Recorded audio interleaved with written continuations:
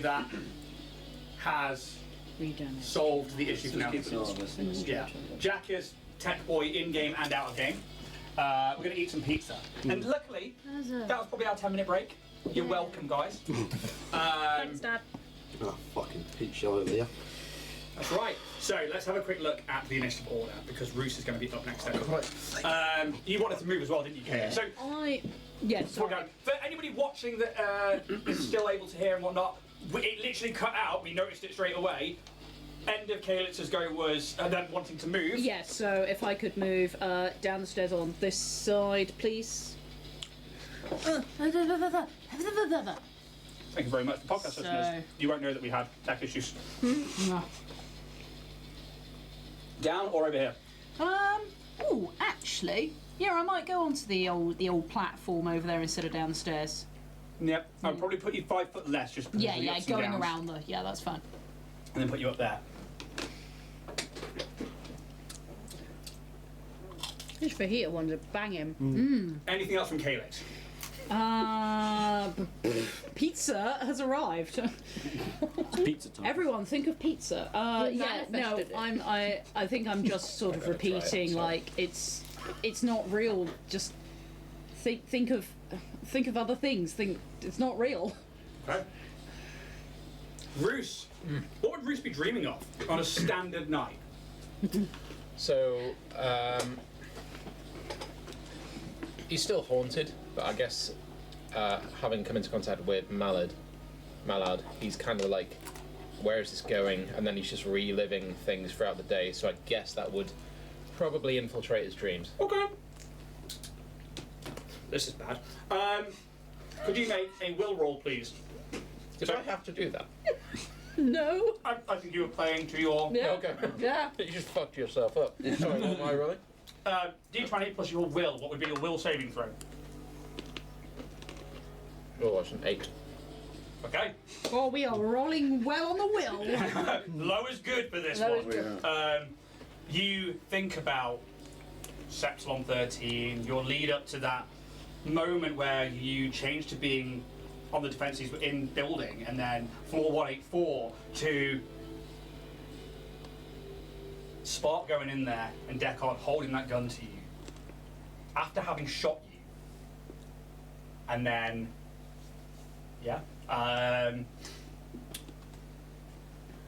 cool. I'm gonna leave that one at that one there. Top of the round.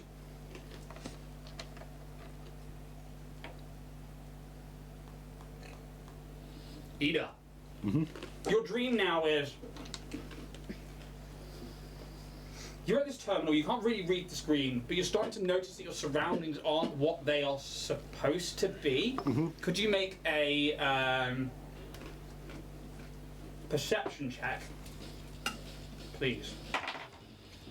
Nat 1 plus 1, 2. Okay. The nat one. So you don't wake up. However, in this moment, what is Ida thinking and feeling is there is a lightning storm starting to happen above you.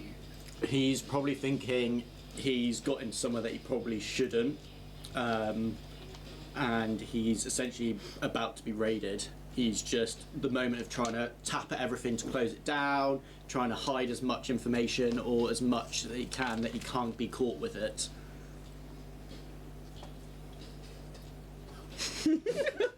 Delete search history. It's like watching The Thinking David. Try and work out how to manifest that. Who would be raiding you?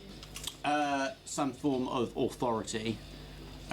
Would it be space police? Who knows? Spops. Spops. Okay. It's the sound of the spops. Police. What are you thinking here? Okay. Remember your will roll. Oh god. You're going to 20 it, aren't you? 19. Okay. Close enough. Oh. Right. Whoop whoop! Is the sound of the police? Actually, there's no sound in space. So it would just be electromagnetic. Actually. They found a way in the future, Roos. They found a way.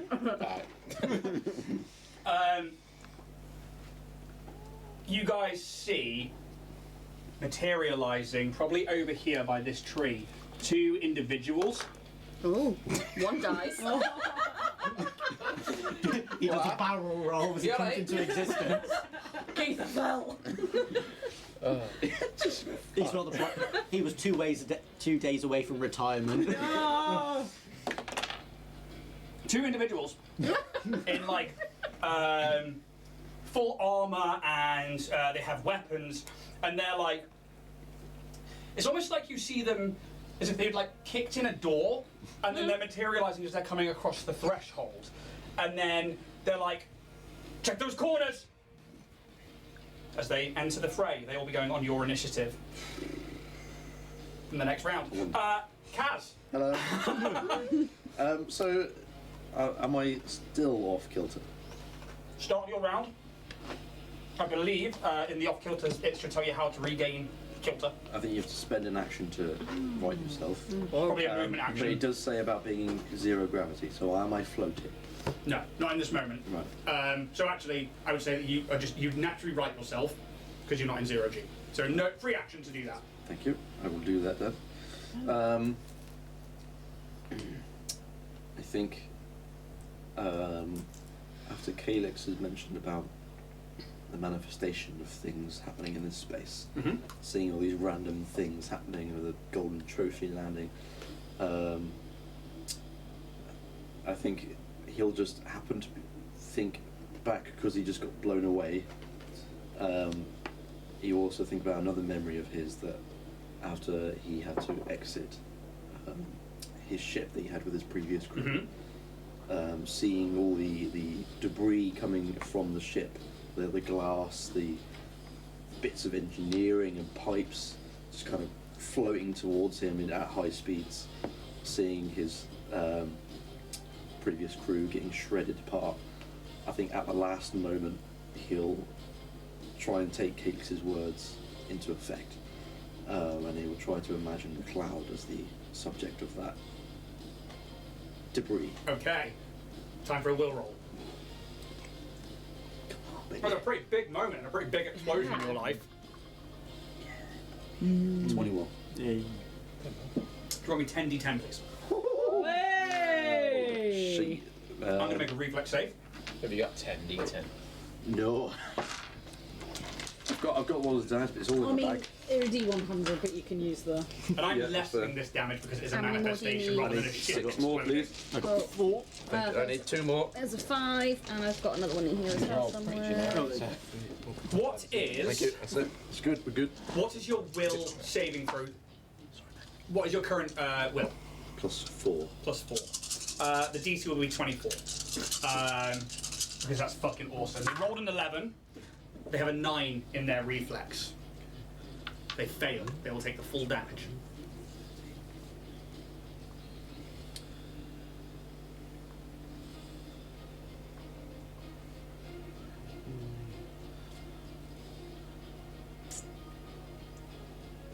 $57 points of damage.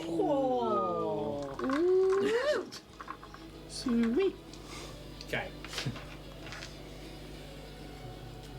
You watch as the heavens open up above you, those that are there, and there is a. Even in this, like, 'cause you're in this pink aura, in this basin, the rain is falling heavy, but there's a moment where the sky opens up to this scene of a part of space that looks like somebody's painted it on there, like it doesn't belong. You watch as a spaceship explodes, and I mean, what does the ship look like?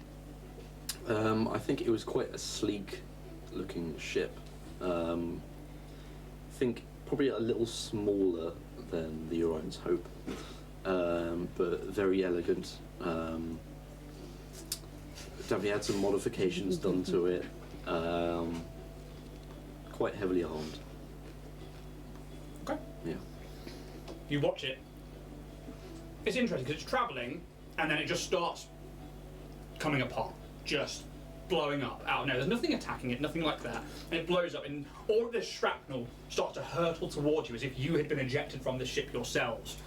It just rips through this cloud, and then it pelts the floor, avoiding the rest of you with that will roll. and it seems to take a hefty amount of damage. The thunder booms once more.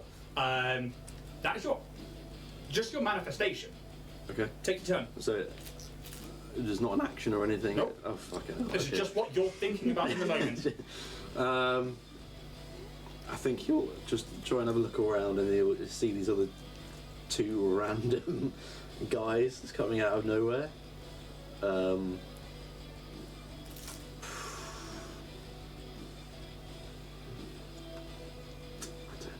know. No, I think he's too focused on the cloud. I think he's going to shoot the cloud. Okay. He's got his rifle out, and This he's is so crunchy. It's just like ASMR like into the mic. I don't think that's going to hit. That'll be 11 EAC. No. Yeah. As it's like partly sundered by the shrapnel coming in, it creates holes and your laser fire goes through it, I'm afraid. Is that the plasma rifle? Yes. Okay. Will they move? Yeah. It's only a flight stand. Yeah. I think if I could, I want to make my way up towards Calix, up those set of stairs. 30 might get you there. Yeah, that's fine. Thank you. I've escaped the tube. Freedom! Yep. Yeah, I don't think he's got anything else to say. I think he's just flabbergasted. Okay. We watch as this scene unfolds. Part of like the shrapnel that's coming down like goes across the field of view, and we hear this of like the ground rumbling rather than thunder this time, and we're back to the tunnels where a young Demai girl is running. Falls as this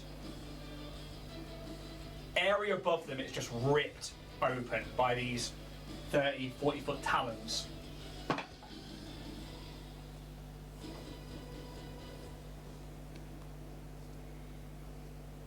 I do need to check that, because that could be quite important. Okay. No one wants to burn disc. I'm happy for that. Barbecue? Oh, for fuck's sake. Oh, you I didn't mean to burn it. We didn't mean to burn it. No burning. Come on, load, please. Oh, thank you. I would like the stat block. Excuse me. So while I'm getting that one up, You should go over to www.warriorprint3d.etsy.com and use the 10% discount code to the stars. That's all one word, to the stars. While you're at it, head over to Roll and Play Press and use code Dragonborn10 for also 10% off, but not including shipping. so Jean rolled a 5, Alex rolled a 3 while I'm waiting for that to happen. Jean is getting in the back of like a hover Nissan and is like talking about like, oh, and then I did a right good jump I did. It was like, I've never got over that pommel horse, but this time I did. And I won gold and I made the team. Can I have shilling? Mum turns around, who's got a moustache. Oh, Jean, I'm so proud. But nothing manifests, because Can you I rolled a have two? 12. Not even a burly woman with a mustache. Oh, you can have 2 credit shillings for that, son. He's crunched it. And I'll only spank you twice. I just need to know DCI mumpo. what their will is. Alex, on the other hand, these two Lashunta girls are skipping rocks and they're happy. They are so in the moment. And then Alex turns, she goes, "Load to-" and she's not there. And there's a Lashunta male now, maybe in his 50s, 60s, just crying.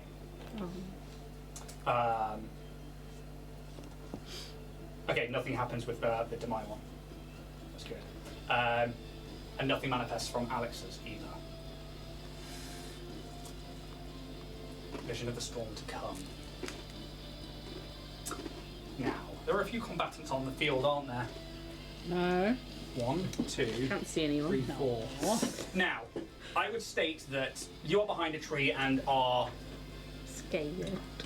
on your own, where there are 2 targets down there and there are 2 targets up there. Let's roll some odds and evens. Calix, this is your story arc. We'll be even. You'll be even. Roll it, please.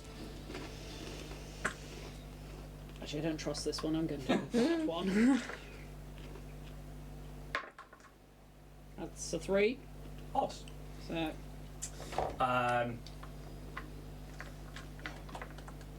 The cloud has to D20 descend. or a D12 that you just rolled? I rolled a d12. You roll a d20, please. That's still a 3. Fine. The cloud starts filling the space. I want it to be a d20. I And don't trust this d20. And all dice are odd or even, except a d1. both are below 10 on their reflex saves.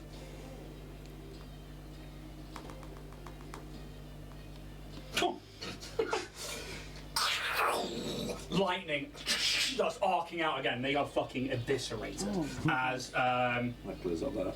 they just and then just like turn into ash and smoke. There's nothing left of their bodies. Then it will. The other two targets. I mean, it has 50-foot fly speed, so why wouldn't I? I'm gonna chew them again. There we go. I Why is it always me? So, it has to make 2 attack rolls. It gets AC 5, the first one hits, the second one definitely hits. That's a 3 and a 5, by the way, rolled on that. With those modifiers, it's fucking definitely hitting. Reflex saves from both Calix and Kaz, please. That's a fucking good one, that. 24. Pass. 7. Fail. She.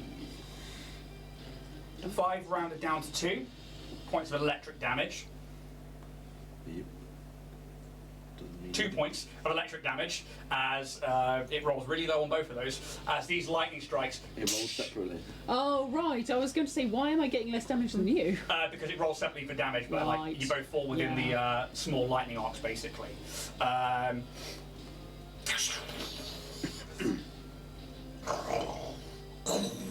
It's so basic. It's yeah.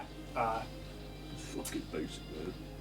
All about that base. TJ. That'd be biscuit. I'm going to call out to my friends. Do I try and bring in something bad or something good?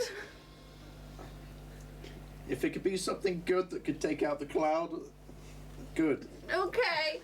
The issue is TJ doesn't have a lot of memory. If not, something that won't hurt us. Okay. Or you could summon T and J. What are you thinking of when he says that? I think TJ is literally cycling through what have I experienced in my life? What do I know? What do I... And he just keeps coming back to the Histoki. And I think he's going to think back to that broadcast of when they came back from the drift for the first time and had the whole a Histoki is always ready to please bullshit. It's not wrong though, is it? Well. Always love that praise, don't they? Oh, shut up. And he's going to think about... Yeah, I think he's just thinking about the Histoki. Maybe that will roll, please. 15. Okay, I need somebody to go to the house for me. Brothers! In the order, Kaz. Order. Could you run down to the house for me, please? On top of the fireplace, like the actual cage that we have in front of it, there should be about 40 Histoki in a box. Oh, Could you bring them up for me, please? Brother! So the problem with this mechanic is I don't know what you guys are going to do. So I'm sending Jack down to go get those as you start to see, like, you just start to hear, like, the cry of... take your turn. So a Histoki starting to pop up. Oh yeah, like Wicked. it's like they're coming out of tunnels in the ground. Because I know this is a bit janky, what I'm going to do is I'm going to use my whole action to address the Histoki, because I think that's only appropriate. And I am going to kind of, I think I'll stand up on as much as I can on the little tree base, and be like, Histoki brothers! One day we shall be free, but for now, let's do the best we can. Head office has declared that we should attack this roiling nimbus as quickly and as effectively as we can. And if we do a good job, we'll get a pizza party. Yeah, is that a get 'em? I think it's a get 'em, but it's also trying to rally the troops. Cool. We'll call it a get 'em, and they'll get a +2 for that. Nice. I'm going to let you place all of those. I think there's actually probably only about 30 in there. If you could place them as a group coming through the triangle door, actually, I think that's better. Sure. As they just like, and just start like running forwards. They will be going on your next round. Jesus. Calix. You hear the cry of the Hostoki.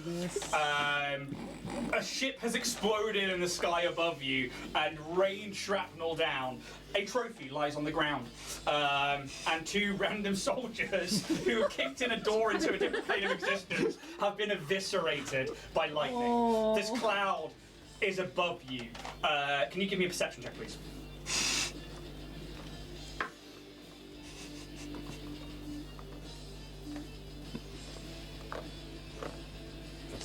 You are 24. 24. Okay.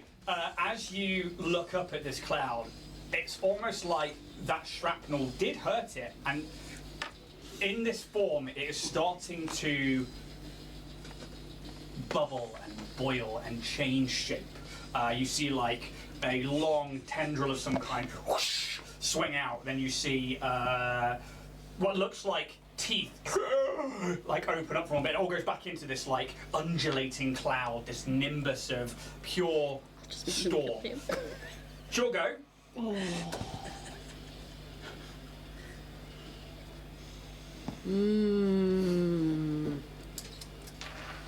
I think I would try and go with sort of like Kaz's thing with and TJ's thing of manifesting stuff. Except your description of that cloud has made me think of something completely else rather than the thing I was possibly originally thinking. Okay, what are you thinking of? The giant gapy maw thing that was in my dreams, the thing that's coming out of the dark tapestry. Okay. If you want to make a will roll, this could be interesting. Yep. It's just your description of that cloud. I was like, oh no. What is it, a will? Yeah, so it would be a will saving throw, but we're calling it a will roll for the sake of this manifestation. It's 27.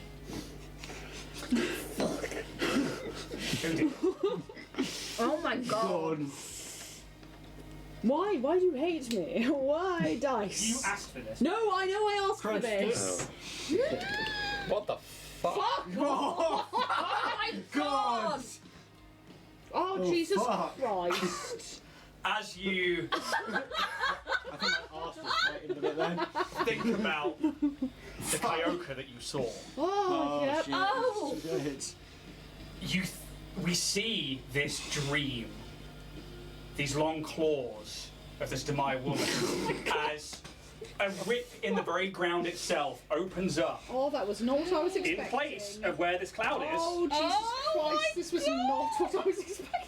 I don't know if I can genuinely get this to fucking stand up on here. Do you want to move that bit back? No, it's fine. Kaz, you up by its fucking feet. This is an image of that. You know when I said Richard was printing me something? I didn't expect to reveal it this early. No! This is not what... It's the Kyoka.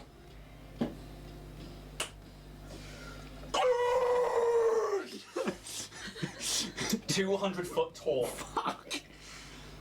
A Hi guys. beast pulls itself out of this tear in the ground. Fuck. I think Kaz is doing that Willem Dafoe meme with. I might turn it the other way so the camera can see. I'm so gonna at sit least- here for a bit. Hi guys. Come here often. Every Monday, mate.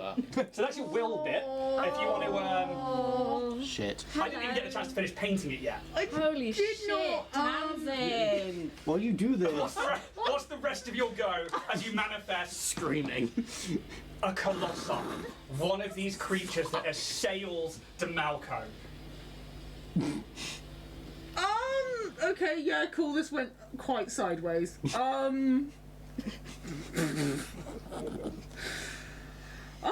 I think I'm trying to. What? What are we trying to do? Look at my poor children!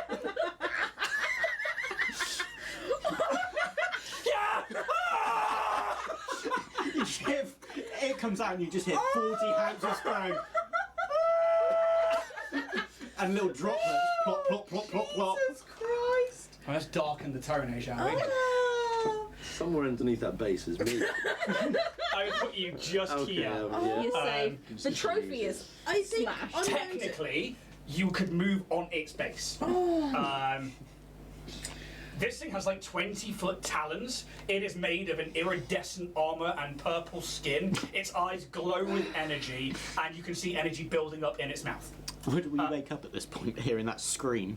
Not yet. Fuck. Oh, Jesus Christ. I'm sorry, I've killed everyone. I have killed everyone. I'm sorry. Yeah, you really are. Fuck. I am just going to try and repetitively tell myself I'm not going to be afraid of this, even though I am very afraid of this. I mean, I'm putting on a jazz battle. Fuck it. Yay!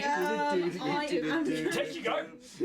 I'm gonna try magical arrow at this thing. It's gonna do fuck all.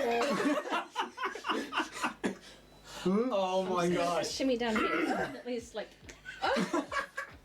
There you go.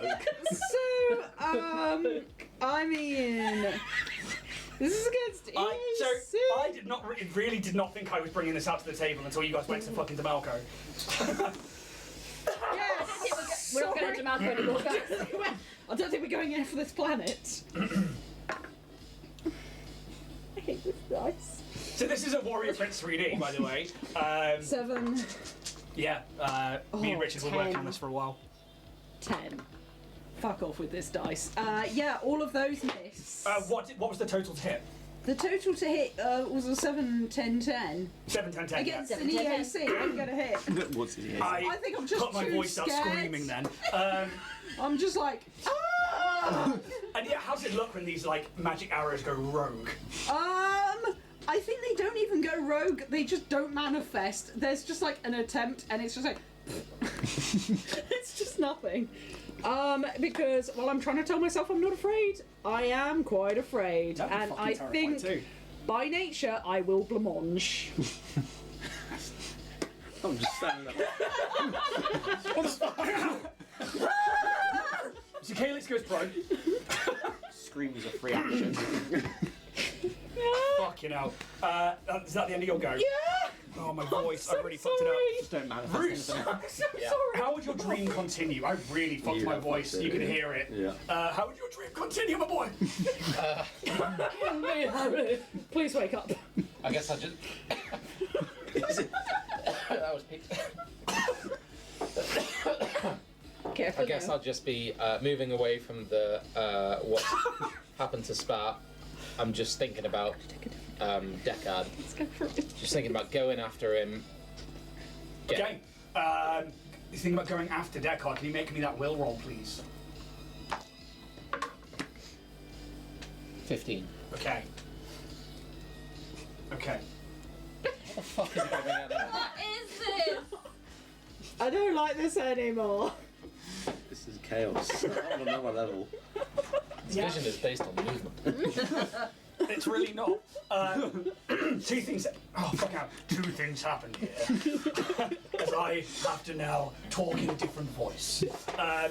A Sahobad, this like grey, hulking humanoid who has these like tusks and stuff. You've seen the photo of him. Materializes. I don't have a mini for them at the moment because again, not expecting it. Materializes there, as does Roos. Roos, you materialize chasing down Deckard in that moment. And as the scene changes in your dream, you both run out of a door on floor 184 to where it should be safe. And you end up here with a fucking colossi, about 30 Hastoki, your friends, and Deckard bring out, and both Deckard and you are like, you can take your turn. Oh. I just could probably run out and just be like, it's so vast, the sight in front of me, I don't even take it in at once. I'm just like focused on Deckard, and then I look up and I'm just like,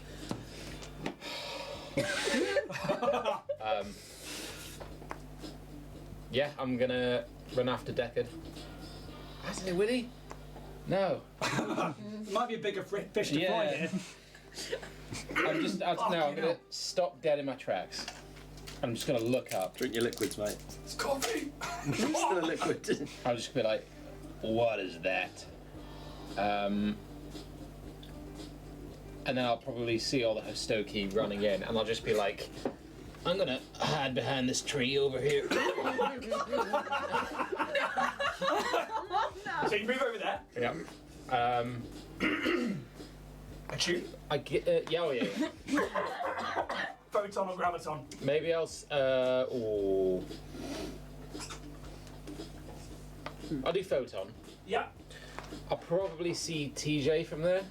Hi, Rose. Do you want to fill me in?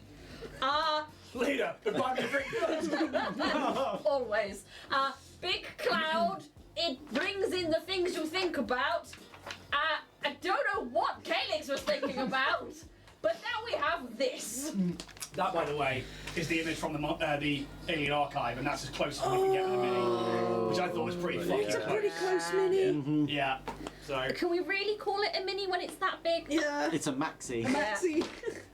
Just because I have a Extra wide set pleasure. vagina and a heavy flow. Sorry. You were off on one tonight. Really I mean, this is a pretty big moment. Yeah. This is. Damn. There's a lot going on here. I now. was thinking a bigger cloud would turn up, not this. I think that's me. I think I'll just be like, all right, and then All right. yeah, Nope. pretty much. Okay, top of the round. Ida, you're, again, you're outside. Now it's just Tree. you in this moment. The terminal is now like, it's almost like every time you go to tap the keyboard or like the data on the screen, it's just like your fingers can't quite make it. Can you make me a perception check, please? You're in Perception. round 13. 13. You wake up. Fuck.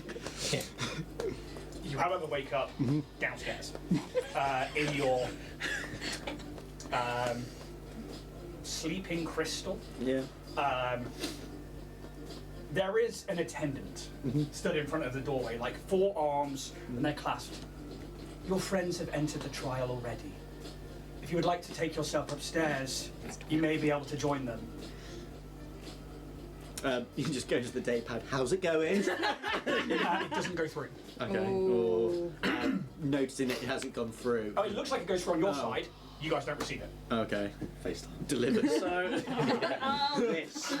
knowing that Shit, it's mate. done, they've not responded, Ida just goes into like a full sprint. You see his legs sort of change into like these prosthetics, where it's not just like a normal humanoid leg, it's almost like he's got 2 bits put to the ground and he's just dead sprinting.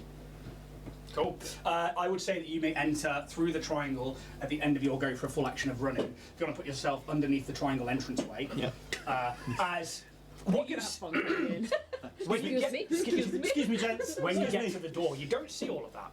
You see just the entranceway to the garden, and then you see the attendants. Be ready, and then you run past, not seeing anything. But as soon as you cross the threshold, that's where you see fucking everything. As I come through the door, I want to make a dex save, just see if it's all over the Bless Histoki, because there's just so many in front of the Make me a reflex save. Oh. 9. Cool. You are now prone on the floor in that archway. You wanna... As I stumble down, I kind of, at first I don't see it because I can imagine just looking through its legs, and as I go down I'm just like, Those of you who are prone, please make sure you mark it on your character sheet. Welcome to the party. Kaz, Yeah, hello. you watch as the ground opens up, this thing climbs out, and essentially our version of the Stay Puft Marshmallow guy has just happened. And yeah, you stand literally underneath this thing's lashing tail It looks like it's building energy in its mouth. It's Godzilla. Literally. Um, I think Kaz just kind of backing away a little bit. Just, Calix, what the? Are you actually moving? Calix? Oh shit. Huh? Are you actually moving? I think, as thematically from when it came out of the ground, just trying to like avoid it. Okay, cool. a little bit. Please don't attack me. I think, seeing that Calix is blamonged. Get up! Get in the car. Going home. I think Kaz will sort of turning the spaceship around. starts sort of talking to himself a little, just like, I need to think of something. And then he'll start trying to think of the orbs. Okay. He'll try to think of them as a collective rather than just Exactly what I singular. was going to do. Okay. Seems like- Knowing that the orbs is what helped DeMarco not be completely and utterly destroyed. He's just going to try and think about how they would do that to these things and how they would subdue them.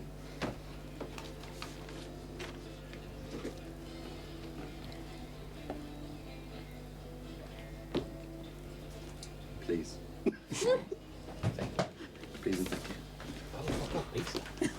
Oh, thank you. Oh shit. Ooh. As an orb Oh god. materializes Oh, goodness. from the window, and you see it for a second, and then all of a sudden it's in your hands. Do I feel anything? Do I feel anything like the other orb, like Roy Orbison? No. Okay. Okay. I think in the moment you probably wouldn't quite know exactly what to do with it. Yeah. You don't even need to make a will roll for that, by the way. Okay. This manifests. Oh, okay. All That's right. why I'm giving you a sheet of paper. Yep, thank you. You will have to look a lot of that up, or you can add it in on Yeah. Hephaestus. You can automatically add it to your character sheet, and you can have it equipped. Okay. I think if we just sort of get Calix, I think this might help. I'm not sure what they do, but apparently it commands them. Good point. Let's try that. And then You've got to give it one instruction. I'll try to imagine what I know the other orb could do, Okay. because I know that could Yeah. persuade things to, It elicits an emotional response. and to somehow save us from this fucking beast that's in front of us. Okay. I will say, okay, as your action then, you can try and make another will roll. It's a no. It's a 12. You have a movement action left. I think he'd be too stunned and not. And he's like, what? He's got the orb. He's got this 200-foot beast in front of him. He's not moving. He's stunned. Next up. Okay. Wow, what a save! What I'll do then is we'll just bring you down there a little bit further and just remember that it's right next to old chasm wall. Everyone just went, oh. Happens to be staring at me. That's pretty So, fucking bad. It's I moving. nudged the table. It's alive. This God's Demai, alive. this Demai girl, Mum! As the roof collapses and this Maw this This exact more. reaches in and tries to eat them. It's out of the tray. 13 on the dice plus 2 for 15. Next up is Gene Poach. In fact, what we would see in this moment of like the Demai girl is like, Mum! And then the Maw closes around this Demai, but you all hear the scream from Mum. Then Gene Poach, who is on his way home, would love a taco. Gets a taco, but nothing manifests. Alex, who is trying to Fish console her taco. dad, is now walking into Dynatech Industries. Joan, the Skittermander, is at the reception, and there's a post out. DCI Gene Poach is looking for an assistant detective for Dynatech's internal affairs. Maybe this is somewhere to start. Maybe this is somewhere where she can find why there's all this secrecy around Lotep's death. Okay. It's actually round 4, so they also get a perception check to wake up. Perfect. You see Joan is like, oh yeah, sure, honey, he's gonna be up on floor 2. And then she gives her a key card for the lift. She goes up, and there's an old wooden door. And it just says, in a post-it note, DCIG post. Accurate. And she opens the door and then knocks. And as the door opens, Alex Mallard appears on the field of battle. And it's like, I'm Alex Mallard.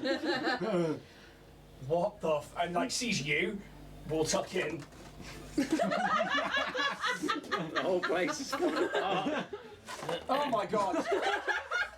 It's this mini. It's not gonna it cannot be contained. Tucks in next to you and she's like, Bruce, what the fuck is going on? No idea. And then sees other people fighting it, she'll take a pot shot. This like living rifle that looks like it's got like snake heads on it and stuff fires what looks like a pebble out. It strikes the creature, a tiny bit turns to stone, and then it just shatters away like nothing happened. Next up is going to be this thing. He goes to sleep. He left the oven on and goes home. Since we've changed its stat block now. Okay. Oh dear.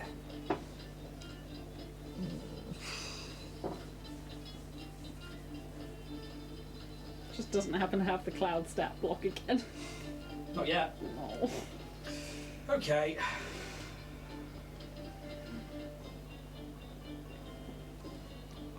Let's make 4 attacks. Oh, shit. I don't need to roll unless it's a nat 1. With a plus 35 to hit on the bite. Kaz, you are right under it. So let's start with that. Guys. 18 plus 35, does that hit? Wait, hang on, that's a 40, 53? Yeah. It's a 53 hit. Yeah, cool. Yeah, go on. Roll up If whatever this you was need to 2, roll that'd up, be such a buddy. good crit. It's not too bad. 90d6. Do you want to roll 4d12? That's actually not Okay. too bad. That's alright. fair. It's 4d12. don't want too many of them though. 2. God, that was a journey, wasn't it? 7 in total. 11. 19. Plus Oh shit. 29. Okay. 48. 48. Fuck me. That was quick. This thing picks you up and just goes to bite down on you. You take that amount of damage. 48 damage, yeah. How you looking? I'm up. It then tries to just sunder you in half. It's a natural 2 plus 35. Yeah. Yep. Could you roll 4d12 for me, please? 8. How much you got left? 17. Okay. Oh, I mean, I've already reached 17. Okay, cool. You can't read. Oh no, what's your max total? What do you mean? As in, what's your max damage? Well, to like for SP For instant and kill. HP, Yeah. 70 in total. 70. I said, but I can't reach that in this one. With 20 plus 29. No matter what, I cannot reach that. 48 plus 29 would be. Yes, you could. Roll it up. 17. Plus another 9, so that's 26. Plus 2 is 28, so 28 plus 29. I mean, it doesn't kill me outright, but I am unconscious. Cool. It just is now chewing Kaz in their mouth. Kaz, you are unconscious and have the dying condition. You've still got 2 more attacks to go. There is a swathe of Histoki in front of it as this beam just starts to sunder beneath them. So let's have a look at this one. Cannon fodder. Yeah. Cool. As long as I don't roll a 1. Oh, it's an 8. I thought it was a nat 20 then. Fucking hell. Okay. 8d6 plus 29. 8d6. Why don't you roll the 8d6 for me? 86. Yeah. onto. What's quite nice is you're getting to see some of the abilities of this thing. Yeah. It's almost a Can I borrow vision some of the storm to D6s? come. There's a get reason there. this creature is called that. 4, 5, 6. Two more. Can I borrow 2 more D? Was it 8d6? 6. Yes. How's the jazz Brilliant. music working out for you Not guys? brilliant. Keeps your mind occupied. Okay. Oh, it's not bad. It's down the middle of the road. 10, 16, 17, 18, 19, 20, 21, 22, 23, 24, 25, 26, 27, 28, 32. 32. Yosoki has what, 2 hit points to begin with? So 32 divided by 2, it's going to be 16, yeah. 16. 16 of those Yosoki are wiped off the face of the planet. If you would like to just grab a handful of around 16 as this beam just through them. One more. Who else is there? You know what? TJ's in reach. As this long claw. 16 plus 20. Yeah, no, of sorry, course plus it 35. fucking does. Yeah, cool. Ooh. You know what? Actually, let's make this a slam. I'm so little. It's the same amount of damage, so I need 8d6 plus 29 again, please. I think it'll take me out whatever it is. What's your max? Hang on, 40. Hang on, how do you do maths? 50 is my max. Yep, cool. So roll those 8d6 plus 29. 1, 2, 3, 4, 86 plus 29. 5. I don't think I can max her out on this one. You haven't taken a hit yet, have you? I Got have. 2 there. Oh, have you? Yeah. Excellent. How many do you need? That's it, I think. So 3, 4, 5, 6, 7, 8. You look stressed, Tamsin, you right? No. No. Trust me. No, I'm going back to the wedding. Never let them see this episode. Never. 4, 5, 6, 30. 30 points. And this, it just punches down into the ground and just whoosh, Is just that, manages is to that clip you. 30 on just the dice? That's 30 on just the die. Oh, plus 29. I'm unconscious. Okay, it just slams you into the ground. The flower bed shatters. The tree gets like completely dislodged, and the roots like tip up, and broken bones and teeth. TJ lies on the ground unconscious. If you want to make that mini prone, please, and mark the unconditioned control. Like, you know what I mean. Yeah. There's a lot going on here, guys. Please. So much. The vision of the storm to come. Let's just finish those off. Plus, it also means that it doesn't have to stand up. Get rid of So all if you this. move those, but then put them back on this thing's base. I half expected, by the way, when this hit the table, to have the full fucking map of the table out. So I wasn't expecting to have it on a basin in a mountain. It's nice and cozy. Cool. It moves to there, and looks like it's just going to fucking curb stomp the lot of them. Calix, you're up, buddy. You lie prone, blancmange to the floor, as this thing just... It eradicates things. In this moment, what are you thinking of? I'm just, I think, begging to Desna, just make this back into a cloud. I want the cloud back. Make that will roll. This is...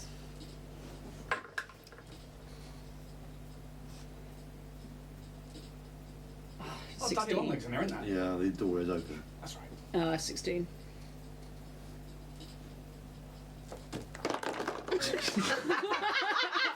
That's 1, 2. Just leave that there. A little ornament. As Oh, Jesus Christ. Okay, I'm not doing that again. Are they take your all? turn.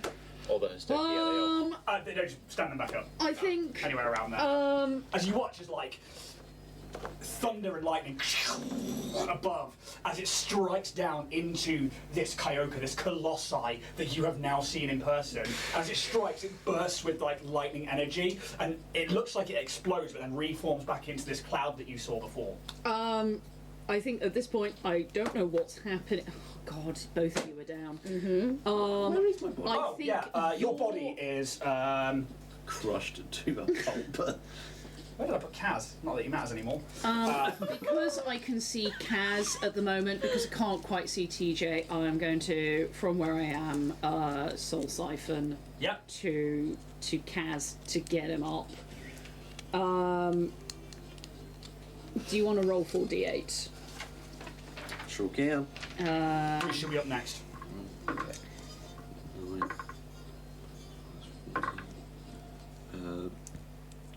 22.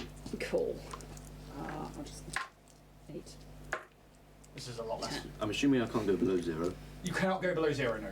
Cool, because I'm on minus 40. This is a lot less aggressive. This doesn't look as bad now. This doesn't look so bad. Okay. So yeah, I think I'm going to spend my half movement to get up now, or just my movement to get up from prone. Yep. Because I'm not. There's not like a fucking giant purple monster on the field now. It's a 1-9 purple people, you know. Oh, I think I'm just going to just to myself, just like, Desna, please help. I don't know what to do. Is Soul Siphon your action? Yes, it will be. Cool. So this is just words to myself. Fine. Roos, the cloud reforms. You haven't seen the cloud before, but now you maybe understand why you were hearing thunder. Seeing it just go back into the cloud, I guess I'm going to start putting 2 and 2 together, being like, I don't think it's real. And then she's like, I hope not. and then that's when my attention goes back to Deckard, and I'm just like, probably just nudge Mallard and be like, take him with me. And then I'm going to fly over to Deckard. Yep, easily to do with your fly speed. Yep, and then I'm just going to take a pop. Who is he? That's Deckard. And then you fly over, you take a pop, second point of achievement for you. Yep. Solo weapon. Fuck off. Solo weapon. 13. 21, 22, 23. Hits. Cool. I need his HP. Fucking hell. What a rock. You hear that? Bonk! It's a whiskey stone that I turned into a D6. That's cool. 15 damage.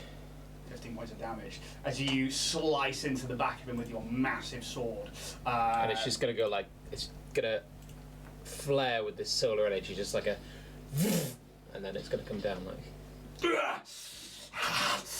You always were a cunt. Hot words. Right, forget the clown. Let's fuck this guy up. I'm gonna use a resolve point. Can I have another attack? No, it's just for more movement. Oh, okay. I am on that because I've only if you finished your turn. I'll go. Yeah, I don't have 2 attacks in there. Because I realise with that I have to be within 30 feet. So can I?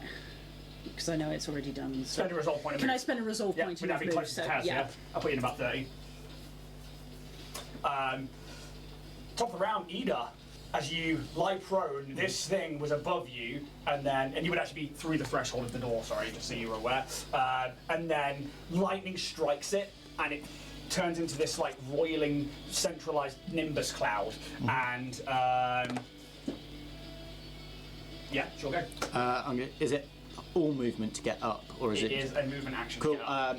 I'm going to use my movement action to get up. I'm going to spend a resolve point to get over to TJ. Thank you, Frank. And as my action, you just see like a little canister pop out of like a container in his arm. It's a healing serum Mark II, and I just jam it into TJ's arm. Roll it up. I love the idea. It's like that. Bonk. Catches it. Yeah. 6, 7. Okay, I'll take the healing potion back. 7 points of hit. Oh, this it's a Mark II, not a Mark 1. I just realised that's I know, Mark I handed you a Mark 1, but I didn't have any more Mark 2s. Mark 1 is 1, Mark 2 is 3, and Mark Oh, okay. That's 3 fine. is 7. 6, and Mark 4 is 10. As you so we see like, dunk, catches, stim into you. You like, the beast is gone. Whip, crack, went into dropping tail.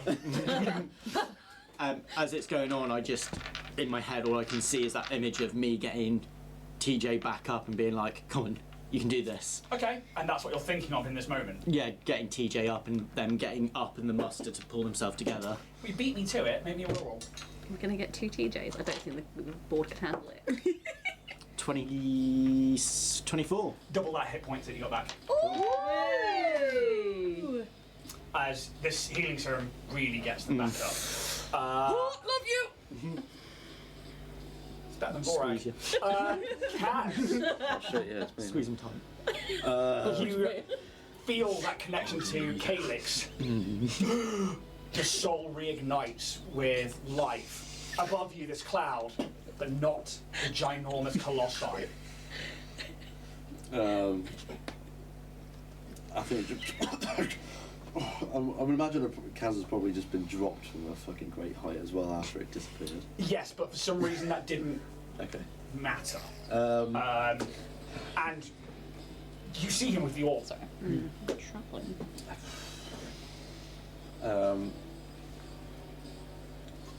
can't. I think, knowing that he probably can't do anything with his orb on his own, I think he'll go over to TJ, because I know that TJ has the other orb. I will use a resolve point to move. So get up and then resolve point. Seeing that TJ's only just got up. Hello, Kaz. You don't have yours. What do you mean I don't have mine? It's not there. Well, I know what I'm doing next. Where's Roy? Roy! Where's Roy? And you go to get Roy. Sling's there. Roy's not. Oh. Where's Roy? Roy! I don't know what to do. I'll think really hard about Roy. I think it doesn't do the same things as Roy. Does it talk to you? Not at the minute. And what are you thinking in this moment? I think he's just kind of fascinated about this orb that he's somehow mustered and manifested, and how it could somehow solve the situation we're in a minute. Whether it's Calix having the orb and whether that could create some sort of connection between him and Desna. Give me a will roll. I believe that is a 16.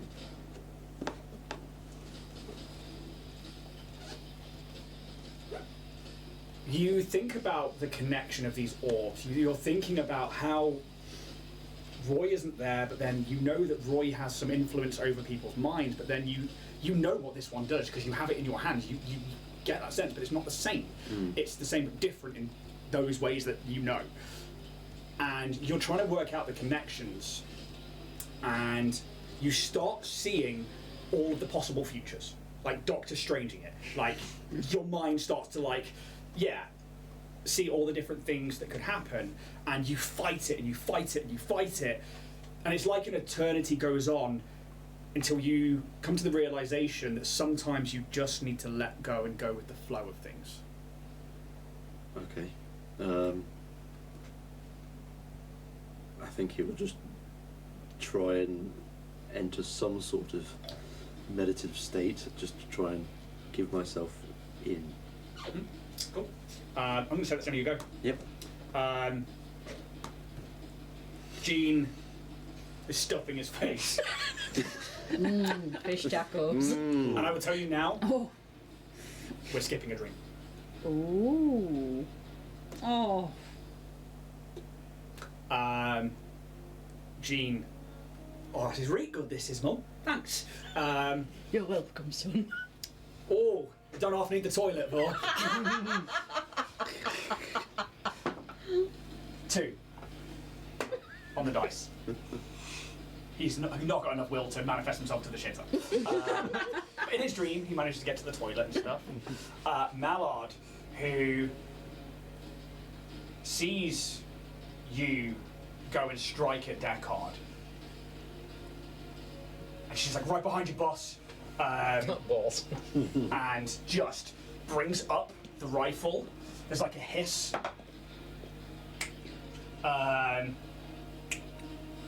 Roll me a d20, please, and then add 4 to it. 12. She shoots this rifle, it hits him, deals some damage, but then you watch as he turns to stone in front of you and becomes a statue. As the Medusa rifle hits. Wicked. Destroy him! Vision of the Storm to come. Visions of the Storm to come. Unlimited power. Oh, I mean, you lot are lovely down there, aren't you? Oh boy. But we're so little. Because I can probably get that group and all of those with that. Yeah. But this is Calix's vision. No. Go on, squash him. There's a way that I have to play this, so unfortunately you are a group of targets over there. The first action we will do is to drop this, because it can touch everybody. Right. 1, 2, 3, 4, 5, 6, 7. I'm just basically I don't want a nat 1. 3. Nat 1.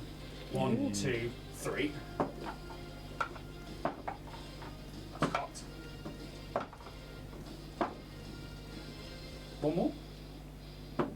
Cool. All of those are wiped out because they can't survive this with their 2 hit points, but that one stays. This one stays. That one stays, but the other 4 that are there. Roos and Lotep need to make reflex saving throws. Lotep is fine. 9. 9. You fail. Target-rich environments. You take 1 point of electric damage as... The reason that is... Why am I on 12? is because it actually strikes Deckard. And he shatters. Whoa. Into a million pieces. Alex. Nat 20 on the reflex save. Baller. Can't remember what I rolled before. She takes 3 points of electric damage as this thunder and lightning, these beams of lightning. This entity will then go 5, 10, 15, 20. I don't think I need to go any further than that because I think you should all be within lovely 30-foot cone. Reflex saves, please. Do we get advantages? It would straight Double true check first. with prone whether you get something to that. Yeah, I was just gonna say. Because it'll either be a plus or a negative. Yeah. Reflex. 16. You'll take half damage. Oh, hang on. Will you? +4 to armor class against ranged attacks, but a -4 against melee. This is an ability. What is your current reflex save? Because if you've got prone marked, it will actually knock it up or down. Oh yeah, let me mark it. You're going to take half damage. Nothing's Perfect. changed. So, who else is Okay, I'm there? alright with that. Kaz. That's Mm-hmm. 18. Pass. 15. Pass. Everybody passes. You're going to take half damage as a cone of electricity. I think it'll still take me out. Oh.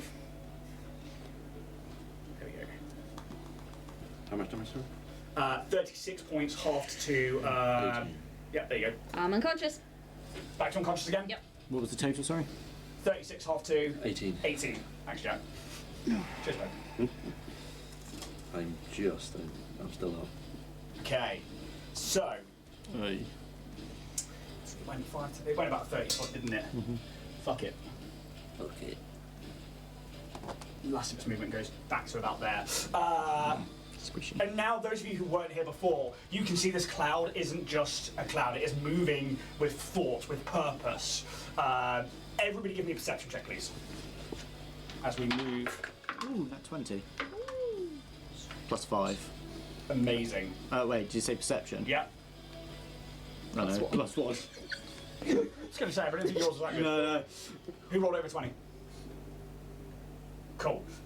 You two start seeing like claws and a tail and maybe like teeth of some kind as it like tries to form a shape but can't quite make it. It's like shadows within the clouds. And there's like a booming roar that I won't do again.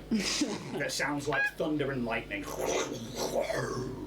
TJ Squeakerson, are you down? I am down.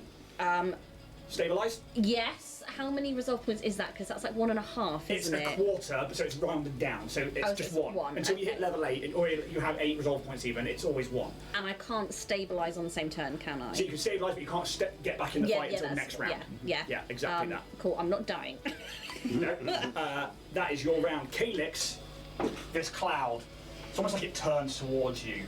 I don't think I see you're down because you're behind a tree. What are you thinking? No, no, I've learned my lesson from that. Hey, I loved it, because I wasn't ready for that reveal. I think. one Oh no, it's certainly not what I was thinking you were going to go with. Thanks for being descriptive. Thanks for using the RP that we've used all along. It was fucking perfect. I love it. I think I'm trying really hard to think of positive things. I'm trying to think of Desna at the moment. I'm trying to think of, the images I've seen carved in the temple, what I've seen in my dreams. I'm trying to think of, like, these butterflies.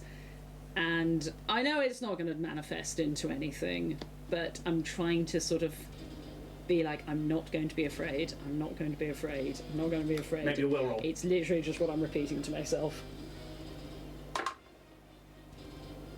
There is a reason I'm not using this one. It's a 9. Okay. Carry on with your turn. You can fuck right off. You're going in the bag. Naughty bag. Naughty bag. Naughty bag.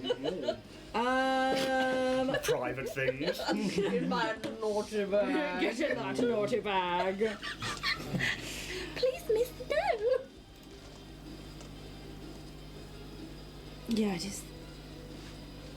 Yeah, so I think just because it is I am going to go for another one of, but this is a soul surge rather than the life force. So I'm going to try and make an attack against its EAC. Okay. You got this. 21. Hits. There we go. So 68. Can I have some D8s, please? Yeah. I like this team dice work. I like that a lot. So 3 more. 1, 2, 3. Yeah. I'm gonna forget whose is what. Oh, mine's got the eye in it.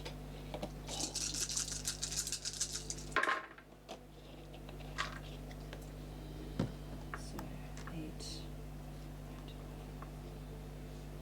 16, 19, 24 points of What's is it? soul damage. I don't know. Is it soul flare? Soul. No, it's soul Soul surge. This was force damage, wasn't it? I don't know if your sheet. Durability. Your soul surge does piercing damage. Piercing There we damage. go. This is So magic. it is. Arcana mystics committed the attenuation of their soul stones. With this spell, you draw forth a tiny bit of your essence to attack your opponent, losing a number of hit points equal to the damage of dice you do for the roll. So I take 6 damage for doing 24 damage. Still up? I'm still up. How's the magic look? Tell me how it's cast, tell me how it hits. Getting there.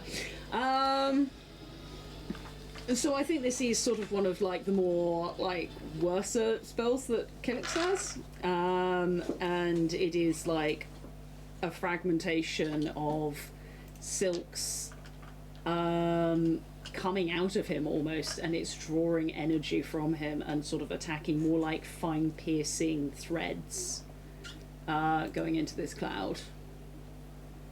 Okay. How much damage is that? Oh, you're making me recount 20 again. something, wasn't it? I think it's 24, yeah. Okay. These silks go up and begin to just penetrate like needles into the heart of this roiling nimbus, this vision, I call it the vision of the storm to come. There is a roar of thunder and something else bellows out across the mountain in this moment, shaking you to your very core. Air, the very monastery itself, vibrates and reverberates around so much that it causes your vision to blur and it becomes hard to focus, as though you were fighting off some spell assaulting your consciousness. As it does, and your vision starts to blur, you start to see sunlight and butterflies from the center of it begin to emanate. As you see it only as a pinprick in your blurred vision until the dark cloud and bright flashes of lightning are drowned out by it. The sound of the storm begins to quell, and this continues to build and build, this light like an explosion ready to engulf you all, so bright your eyes are forced to shut in some feeble attempt to protect yourselves from this raw power. tense and barely holding on to your physical forms until you're at peace. I put on the wrong thing. Intense peace. Fucking peaceful. We're on the vendor bus. It's coming. From Paris to Berlin and every disco I'm in. The rain. We all didn't know the word. For love. Anyway, yeah, sorry, carry on. God, this is a real trippy. The I heard rain of Paris, Berlin. has stopped, and there is no sound around you all. You begin to open your eyes, foggy, really foggy vision, but still engulfed in the brightest white, pure light. And as your vision begins to refocus, you see your friends that are there, including Alex Mallard.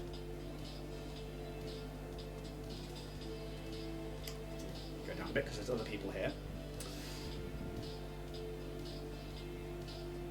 And you materialize into space. Endless space and stars. You are not wearing your armor, no weapons, just you in your most basic being. Floating with each other. Breathing. In control of your own actions and sense of safety and content. You are in a circle. Floating. And in the center of that circle, almost like an anchor holding you all to one point around it, a sphere of glass that glows with a white light, lines of runes and geometric shapes scrawling themselves across it. The Guardian Orb, the one that you had. You look at each other and you see that everyone's eyes are no longer their eyes, but in place are butterfly wings filled with the same starscape you see around you. And you know in this moment, if you were to ask a question, you would probably get to see an answer. Whether it is true to this very moment, or the interpretation of such through the medium of prayers and dreams, you do not know. But you are sure, beyond a shadow of a doubt, that Desna is granting you a boon of their own power in this very moment.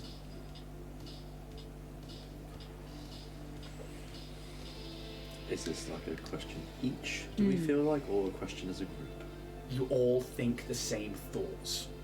You all speak at the same time. Okay, guys, we can do this. Go on, right, hide mind. What the hell are we fucking asking? You don't know how long this is going to last. Could we take a quick break to kind of digest? I mean, yeah. Tripping balls. Yeah. We'll take break part 2. Break. By the way, I had 13 hit points left when you dealt that 24. Nice. That spaceship exploding dealt a hefty amount of damage to it. Thank fuck for that. We will take a break so they can formulate. Yeah. We'll be back in about 5-10. Because then we've got about 30 minutes left of the show. I think Right. we're back from a little break. Hopefully we're still streaming and everything's going well. I like that Dan Trick managed to get our logo, but with the on it. That's a good little sticker. I like that. So, you're a good boy, Dan. You're a good boy. So, I've been sat here listening to these guys try and work out what the fuck they're supposed to We've ask. not been for a wee or got That drinks. is literally been Just sat here chatting. working it out. And I've heard some interesting things. And again, I've got certain things written down right here as answers for you, depending on what you ask, how you ask it, and also when I think I will cut that off. Sure. All right. Whether I think you'll get answers to certain things. So I have predetermined some things based on what questions you ask. I don't know what questions you're going to ask, just like this entire fight, it was on you. We're going to veer off way left. Hey, I will always try and bring you back to the story. Even if you go on a massive tangent, I will always try and bring you back. Where is Jenkins? Well, sounds like a challenge. Feel free. And this is genuinely GMing saying, like, let's see what you can get lore-wise out of this. Cool. Which one came first, chicken or the egg? Jenkins. Oh, we actually going to ask that question. chickens don't exist in this universe. Should we do? Whoa! Spickens do. Should we do Spickens. one big collective, and then if people have got questions, Well, it I'll depends see how we go. actually- Yeah, just see how many we can get. So, Quick Let's fire. start with the big one. Yeah, Right. And then in work our way this down. moment, you're all in a circle facing each other. Mallard, Ida, TJ, Calix, Roos, and Cass. These holes where your eyes should be, but butterfly wings of stars and nebulas. The same stars and nebulas that you are inside of at the same time. Which, by the way, what an easy cosplay. Can get on it. As you are one hive mind in this moment.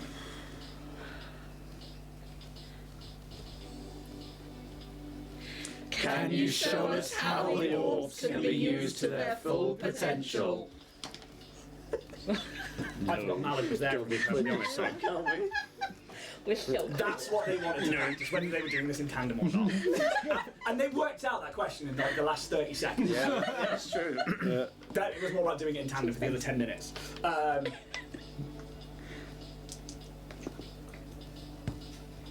This is where the answer is no. Nah. Oh, fuck it. You Fuck you are guys. travelling faster than the speed of light, past planets, stars, nebulas, asteroids, until you find yourself in a solar system with a bright yellow sun,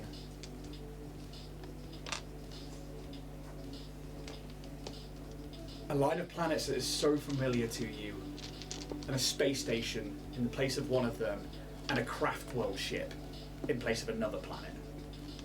You are back in the Pact Worlds.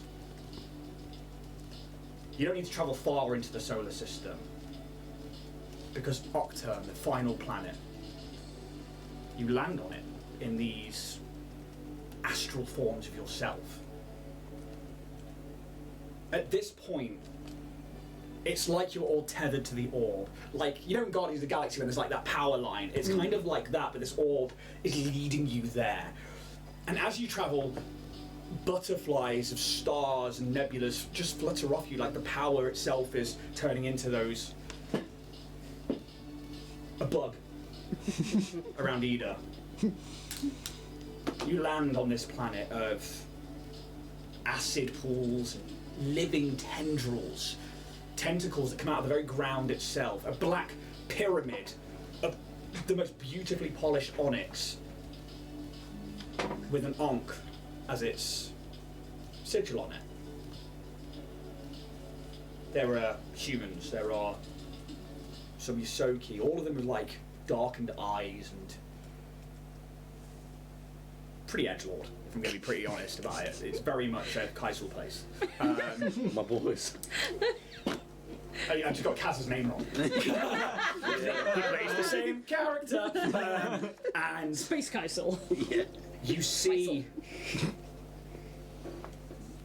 this planet as though you were both on it and observing it from the outside, as somebody in this pyramid,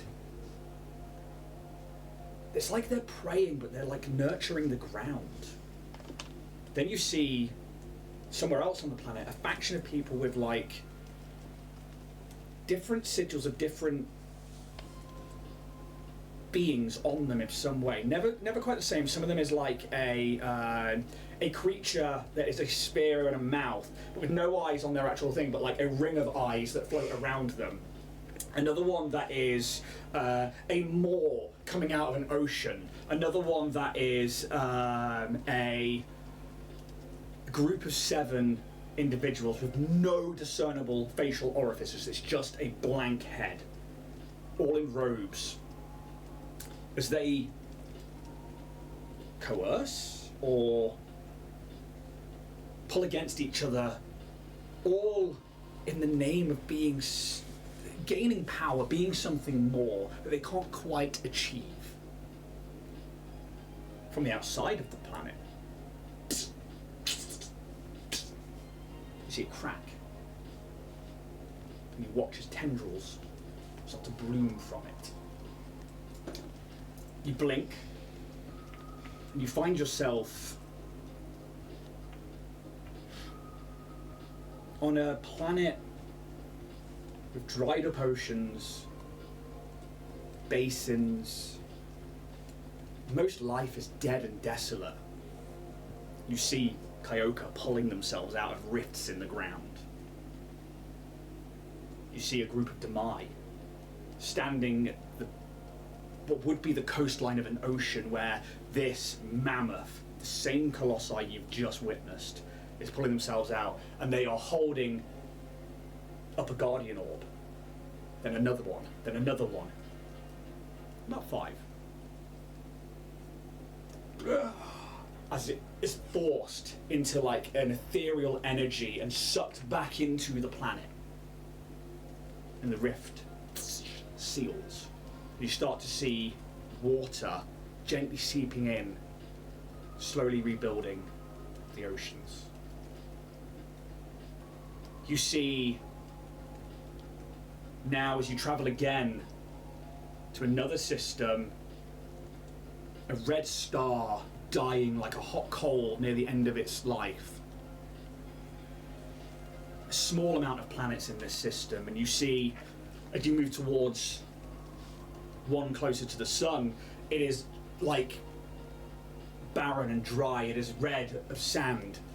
You land in maybe an old temple or an old building, but like it's so old and worn that it could just be part of the mountain, like the basin that you're in now, but there is a cave and pillars, and next thing you know, you're in the cave in front of 4 statues and a plinth that you all know, where you've all been, except Ida and Roos.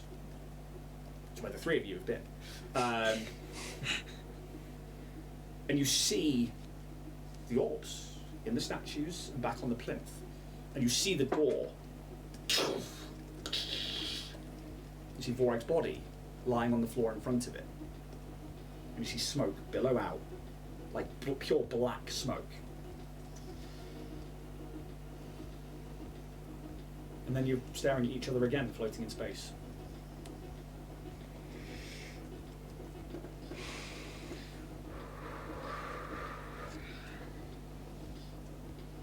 Do we feel like we can ask more questions? Still there. Eyes of butterflies and nebulas. Still hive mind? Still a hive mind.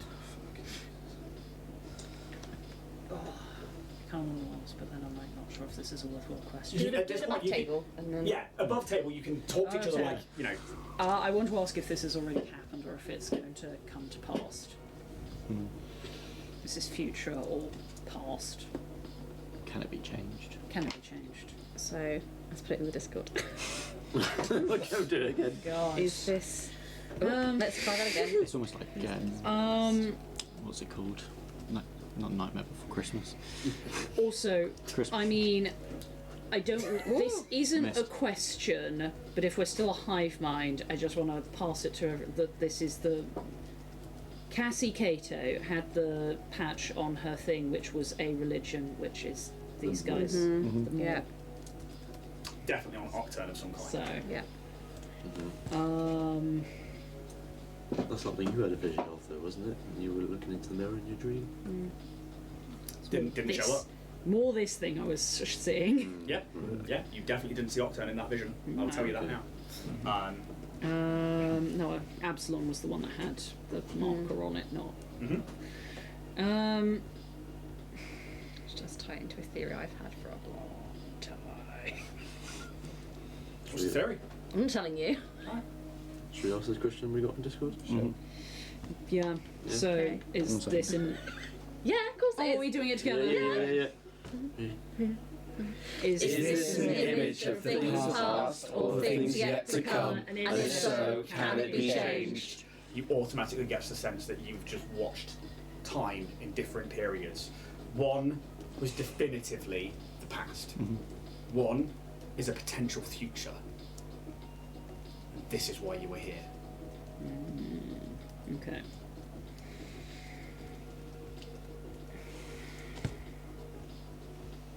Can I get into Playbird? Thinking, chaps. Should we ask something that's not about the orbs? I think so. Or about a specific orb? Do we want to ask about the floor in Yeah. Dynatech? What was The AI or AI Yeah. are on the 182, 183, 184? 184. I'll work out. Does Do you want to ask what it is or how best to deal with it? should we go how best to deal with it? So I'd go more with what it is, because we could probably find out how best to deal with it from what Do it we is. then want to ask more, like, because we were unsure, weren't we, whether it was a good thing that it was released or a bad thing that it's released? What is the nature? No, because the nature is like, is it evil and good? What is?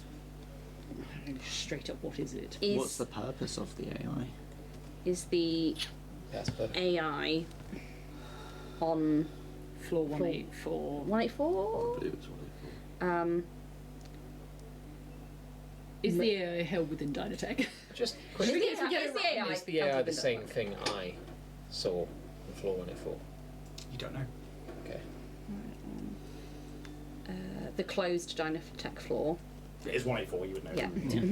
Having access to Reese's mind right now, you definitively know that floor. 184. Would they know No, not unless you wish. differentiation? I mean, What is it? No. Is it a malevolent presence? Being. Yeah, malevolent. What was Is it designed malevolence, for? and if so, how to deal with it? Or malevolent. And if so, how to deal with it? All right. Okay. Okay. Fuck me. Okay. Is the AI on floor 184 malevolent? And if so, how do we deal with it? This is my favourite Start moving episode. As soon as the words are over, you stand in the same format, like this circle, in a room clearly within a laboratory or a tech station. It's quite a large room, but it is strange. There is elements of, it's almost like flesh spider webbing all over the room, and it literally goes from the floor up things like a transition of flesh. That's all I can describe it as, and it is like webbed and pocked like a spider web. You see scuttling about these bulbous creatures with pustules all over their backs, with brains inside them. You see, as they don't just scuttle, they fly, putting brains into some pan of some kind, and they psychically add like jack inputs to them, and they're just pressing it into the brain matter. They then are dropped into this cradle. It's like almost a full circle around, as you look up, a machine entity. Female in structure, built beautifully. Each panel pristine and white, almost like reflective ceramic or porcelain. And they have this like gold trim to every panel, and the brains bleed as these brain collectors are adding more and more to them. You see, as you look up at it all as one, there's like a flicker, like of blue, and then it just goes with green smoking energy, an energy you recognise from Sepsilon 13, and it sees you. And you're back Go. in the stars. You get a very good sense that it is malevolent. It's You- bad. Evil as fuck. Yeah, that was the entity, but now it seems to be Right. Exactly. I mean, the colour Not- green. The no colour green longer is organic. bad. Yeah. Is it now aware of us? Guy would say probably. Now we know. Still here though. Okay. Oh, right. Good question so far. Kill it. Something that powerful cannot be locked to a room that's just not got no power. It'll get out soon. Do we find out what their intentions are with it? What are Dynatech's intentions? True intentions With the AI. with the AI. Okay. Or should we say, what are Dynatech's true intentions with the contents of floor 184? Do you let in this moment Lotep know? Fucking Alex know that's where Lotep is. Yeah, I suppose. Good. She's part of the Hive Man, isn't Yep. she? So she would just get a. Yeah. Cool. Yeah. Just something for me to note for later. Would the contents of floor 184 would mean everything that's stored up there? Yeah, but it would also cover the orb that's over would. there and what their intentions are with that. You didn't see it in that vision, by the way. Yeah, but we only did ask about the AI. Yeah. That is true. Should we try it? Yeah. So, All right. Ready? What are Dynatech's intentions with the contents on floor 184? Now, that's an interesting question because you're saying the contents. Sorry if this is the wrong one. No, it ticks things off. You see a powered down door. A door you know very fucking well. A door you were stationed at for... I mean, how long were you there? say maybe a couple of years. You get a sense of being a broken man again. No longer going on missions, but now just watching scientists come and go. People with crates, people with stuff they found on the missions. And you just stand guard, never asking questions. But there is happiness with Lotep. There is something there that gives you that sense of reward. And you all get that. You see maybe this like Lashunta's face, and you get a sense from Alex that she is seeing something she thought she'd never get to see again. And then we see accounts, numbers, credits rising and rising and rising, and they stop. And it slowly rises then instead of it fast. You see emails as if you were watching data like you're used to doing. And you're now seeing it through Ida's mind, as if they were tracking data and statistics, and something with that floor being shut and you're still seeing this closed door has slowed down financial gain. You're back in space. And I will point out that was based off how you worded that question. Okay, sorry. So are we? No, it's good. It's all questions are good questions. Gives us something, I guess. How big is Roos's dick? Roll it. We do all need to roll for dick size at some point. Is it D100? It's a D20 if you wish to roll it. May Alex suggest never doing it and ruining your character. You're hefty barbarian orc.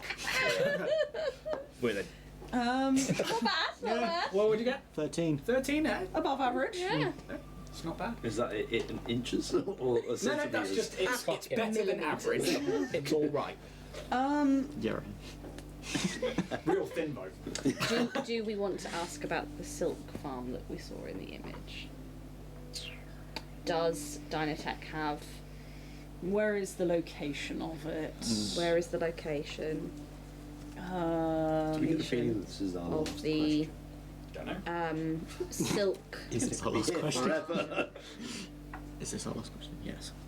If we ask like in this image and we kind of imagine the image, is that going to translate, or does it have to be worded very specifically? Tell me what you're asking. What I'm giving you nothing on is- this. I don't know. How would we get to the silk farm? Because it may be that there is a specific way of getting to it. It's not But just then here's there's the location. There may Potentially more be than one like silk farm in That's there. what I'm thinking. to it. I wonder if we phrase it a little bit broader and go, is there a biotesting lab we don't know about on Absalom Station. What is the production workflow of silk creation for Dynatech? Are we just going to get data on that though? Because we've already got quite a lot of data on that data. I think we need to be asking something a little bit more We need hidden. something a lot more tangible. Yeah. We have the data, and we're quite clearly they're making experiments, but And I don't want to. No. I mean, You have when the it's site right now. the You can work- ask anything. when Yeah. it's the workflow, I mean, like the locations, and then how does that move? Like, what are the transport workflows? Where does the silk? I start and think go? it's too. You And, wanna, Surface. we could say I like think it's too surface. show us the extent of the sorry, what's your race called again? Decima. The Decimar silk experiments. What is the extent of Dynatech's? Because then you're specifying their race. You're specifying what about the race they're doing, and how far. Yeah, it but goes. what is the extent? Possibly also a bit too broad. Well, hopefully we'll get the extent, which is hopefully more than we know already. could you go more specific and be like, where is the Dynatech silk farm that we've seen On footage. on the footage, or the one that's being controlled by? Or we not? Yeah. Yeah. I'm trying to work out is without being too specific, and at the same time not going silk farm and then just being shown 101 silk farms. What is the core operation, or where is the core operation of Dynatech silk farming?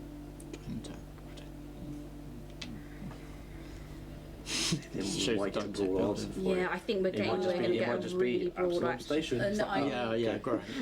I think because it's not just Decimar that are getting experimented on. We know that from the Yosoki and the Hastoki. I think it should be a little bit more like, what is the extent of the bio experiments done by Dynatech, being conducted by Dynatech? Because we've got possibilities to get all sorts. You might of find things different from that. races and where to go next We'll to go find with the that. races. Yeah. Of the bio These are the ones we know about. bio-based Right. experiments.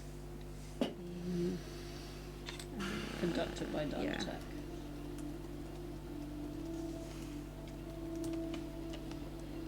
I will say, not questions I thought you'd be asking. Has everyone got it? Yep. Yeah. Okay. What is the extent of the bio-based experiments being conducted by Dynatech?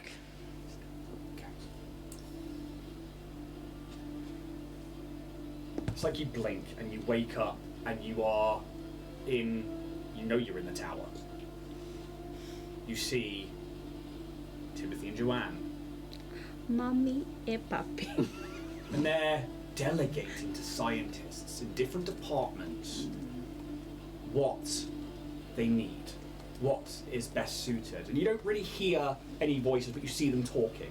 You see there is a gland within the Yosoki that Timothy is like, I need those. And then they're taking them, and then you see like a quick flash to like another lab where you see him like slicing through a Hastoki and a Yosoki, and then splicing bits together and doing like the maths and the chemistry equations to basically bioengineer things. You see them like injecting those then secretions into other Hastoki and into other creatures in cages with like matted fur and boils all over them.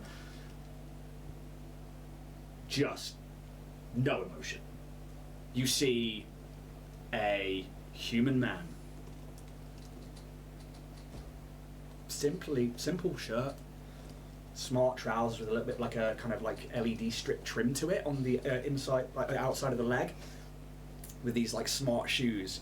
He's got trimmed hair that is slightly spiked up at the top, just from like tussling it and maybe playing with it a lot.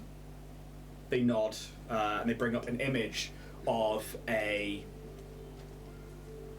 very familiar image of Decimar. It's a lab. They have surgically put on cowls. They remove part of their cranium, they remove part of their face, and they insert a feeding tube into the throat. They then infuse this to the face, and they lobotomize them. They then hook them up to cybernetics that then keep them walking, keep them eating, keep them processing like a living body would. And then they take them down in a transport, like a meat truck kind of thing, like you would take cattle to market in, to the lower levels of the spike, where gangs and where crime is rife, it's filthy, it's dirty, where nobody goes, nobody looks. And inside an old warehouse, it's the most clean, sterile silk farm that you recognise. And they take these Decimar and they hook them up to the silk reels and they wind them off. When one begins to falter, they terminate it without thought. A butterfly whizzes past Calix in this moment, and they clone another. Do the exact same thing. We're back in the room with this man, and we're looking at a star chart of the NIST system, and you see him like gesturing that maybe that's not needed anymore. You see Joanne. Mummy. Working on a personal project of sorts. Something that the others don't know about. You know this because she waits until they leave her office before she opens her data terminal, inputs something, and the screen changes. You see DNA, you see cybernetics, augmentations, all for some large creature. You see how they're taking this DNA and they're trying to evolve it, they're trying to force evolution.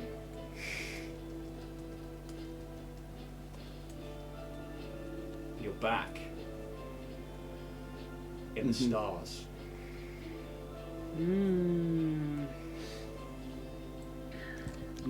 You feel your connection starting to waver.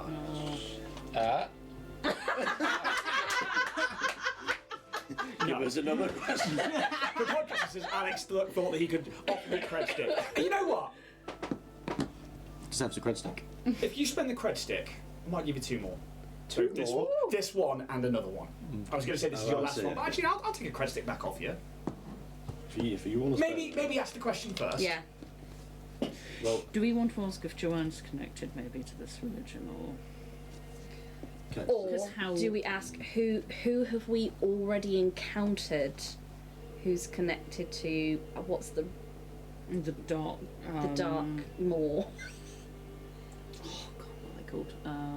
I've already got ideas. Same.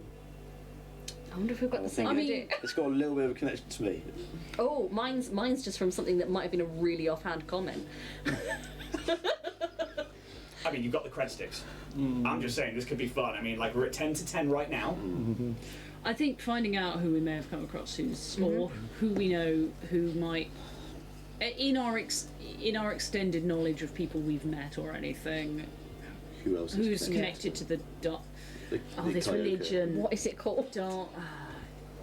Recall knowledge. Yep, recall knowledge. Yeah. And you can add, I don't think religion's a thing in this, is it?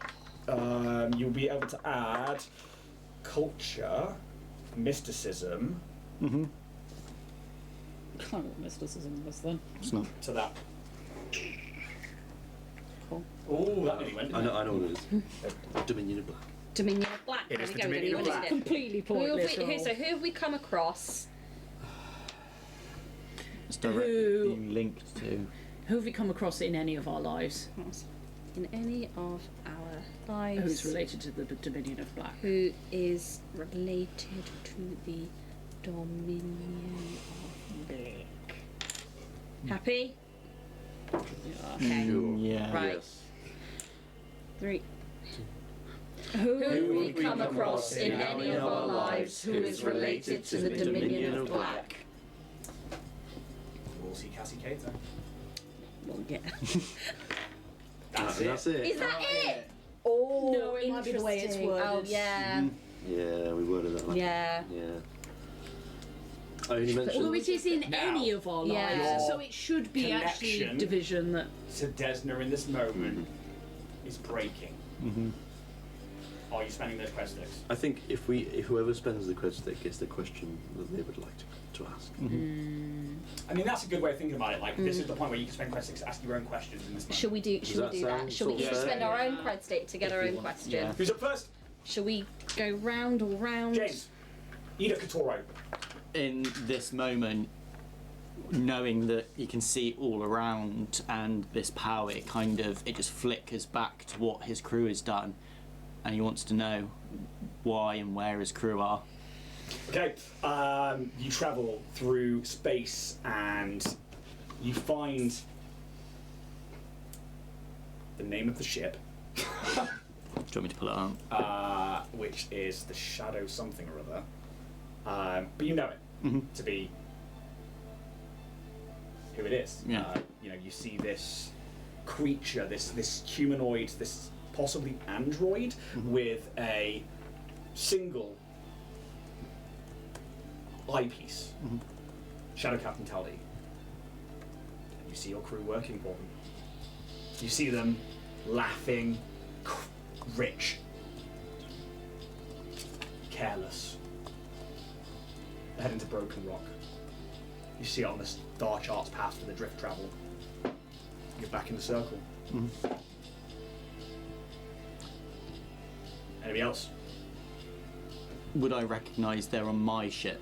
No, they are your ship. You don't see any That's response to fine. that, but they are clearly on the Shadow Captain ship. Okay. You going, TJ? Oh, you would hear that this like robotic laugh. You got a robo parrot. Out of interest, are we all seeing this, or is it Yep. just the people? Okay. Okay. You are all still tethered, but in this moment, I'm letting you ask a Yeah. question each. Okay. If you spend a credit stick. I am going to spend the credit, and it's just flavour. It's just flavour. Strawberry. Next. No! It's TJ wants to think about how many more Hostoki like me are awakening, and do they yearn for more than Dynatech? We find ourselves in an empty room. A kitchenette of sorts with a table island in the middle with a small flower pot on it. There's a thick layer of dust. As we see the door closing, we see the back end of some fur, maybe like a blouse trailing away, and we go through the wall and into the corridor where we see a group of Hostoki. Linda is clutching something tight to their chest. Remember Bolo, remember Bolo, remember Bolo, as they run down the tube systems and escape somewhere into the ducts. We're back in the stars. I'm still trying to think how to word mine, so. Jack, Alex, anything from you guys? Kind of. I don't know. I'm probably just doing it for the sake of it. If I ask a certain question. You don't have to. Do you want a bit more time? No, you crack on. Yeah, that's what I mean. Like, if I go first. Yeah. What a fucking catch! Cred stick. Give yourself a question, mate. What do you want to know, Ian? You get to ask any one of us a question. What's your biggest insecurity after? Right, get the list. Which nipple's bigger? My third. I don't want to know. That's what I wanted. Kaz, you in this moment, How to weigh them. your eyes are no longer your eyes. Which? You see with perfect clarity.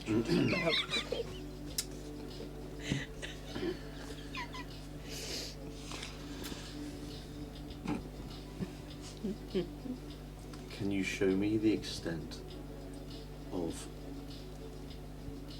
Keedel's involvements with Dynatech? Oh! Oh, fuck you! And that's what we've got, Jack! That's a very good question. Okay,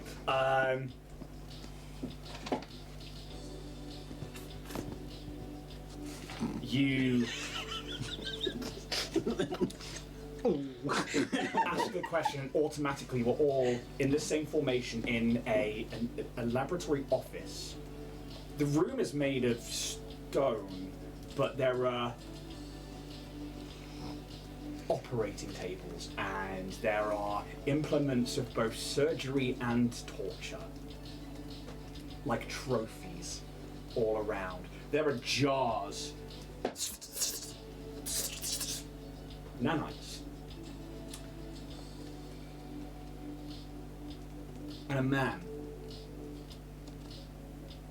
with a lab coat on, with this slick back, very white hair, dark blue skin, and very long pointed ears.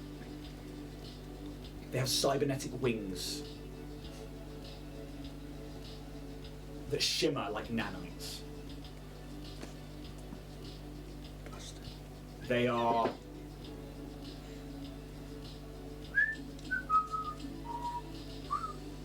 just whistling slowly to themselves as on the screen in front of them they are typing an equation, swiping away images of dead bodies, of creatures that seem to have turned themselves inside out. Some of them looked like, to you in this moment, like nanites are forced to change, but then failed. And, you know, insides are then deposited on the ground where a hole is made in the body, or their brain has fallen out, and, you know, horrific signs of what you know to be the forced change that has gone wrong.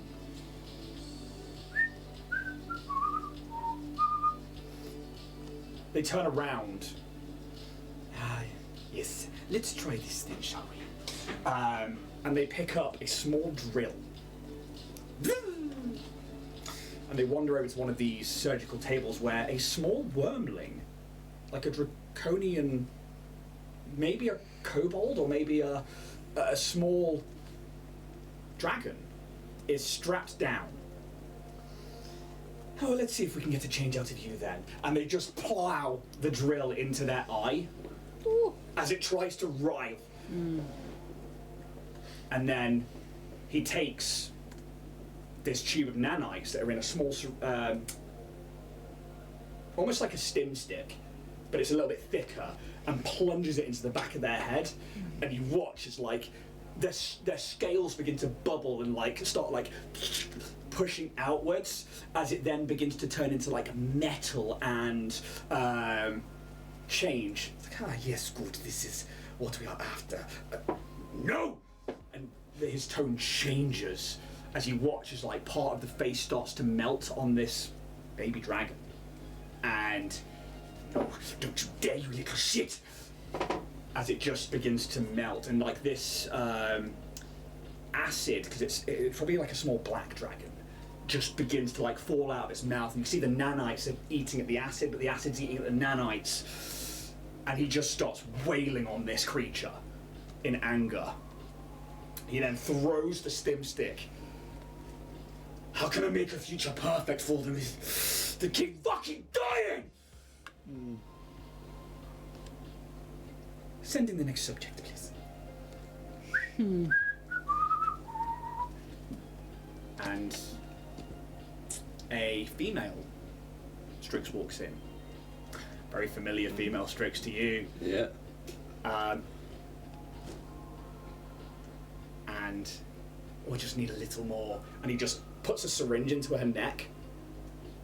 And it's now you're like, she's dead. She died on that ship. And he just draws blood and get out of my sight.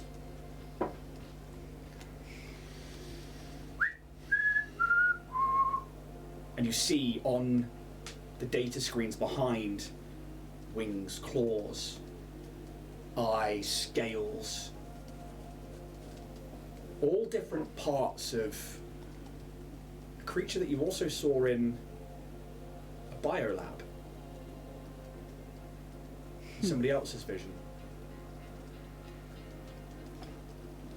Anything from you two before we close down the stream? Left hand! This is kind of just a fill-in.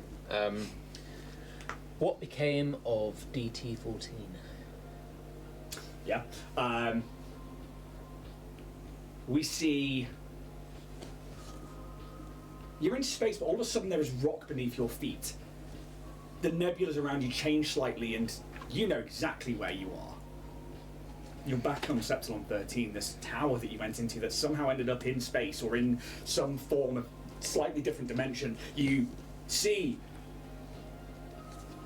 Erod, who is laughing and his neck is fully snapped, lying on the ground, dead.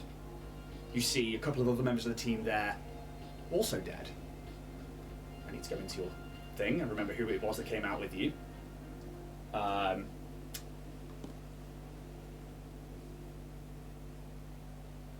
Where are you? Where are you? I think I've got it here. Poe? Which going? Just getting the. Okay, so I think. That's number one. I just want their names because I know exactly where each one of them are.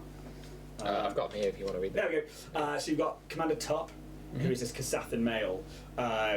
Their head is turned inside out and it is lying on the stairwell to that tower. Okay. Medical Officer Erod, obviously his neck is snapped at the foot of that throne. Sephiron, who is the one who left with you, is lying dead in an armchair in some disused building. They look like they decayed. Never found again. Probably a bullet hole in the skull. Poe, this human female,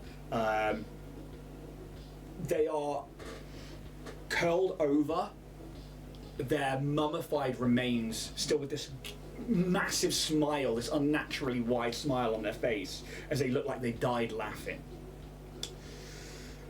You know where you are. Nadwin is floating in space, frozen somewhere away from that rock. Fuck's sake. Felix. Shouldn't have stood in front of that dragon.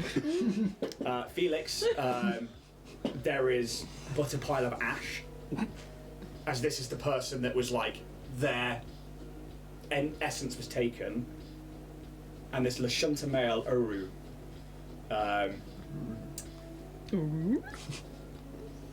I actually haven't written where they're dead. But they're dead. JJ. Oh, they're all fucking dead, mate. I've got Erad, laughing, dead. Tup, dead. Sephiron, dead. Poe, curled over, dead. Nadwin, dead. Felix, Ash, dead. But you know that you and Sephiron were the only two that made it off that planet. I didn't know that, no. Because there was a gap in my memory. Yes. But you're the only person that remembers, and you two made it back to Absalom Station, and you carried on working for the defense teams, and they didn't. So, But Boro is definitely dead. Yeah. Okay. Fuck, just me. Yeah. And before we close down the stream, Calix, is there anything from you? I don't know, because this is quite a different type of question. It's fine. So, Anything you've got? I want to know how best to protect my people from being exploited again. Just say no, kid. It's going to be what it is. It's a no somewhere. Where are you? Cave in. Du-du-du-du.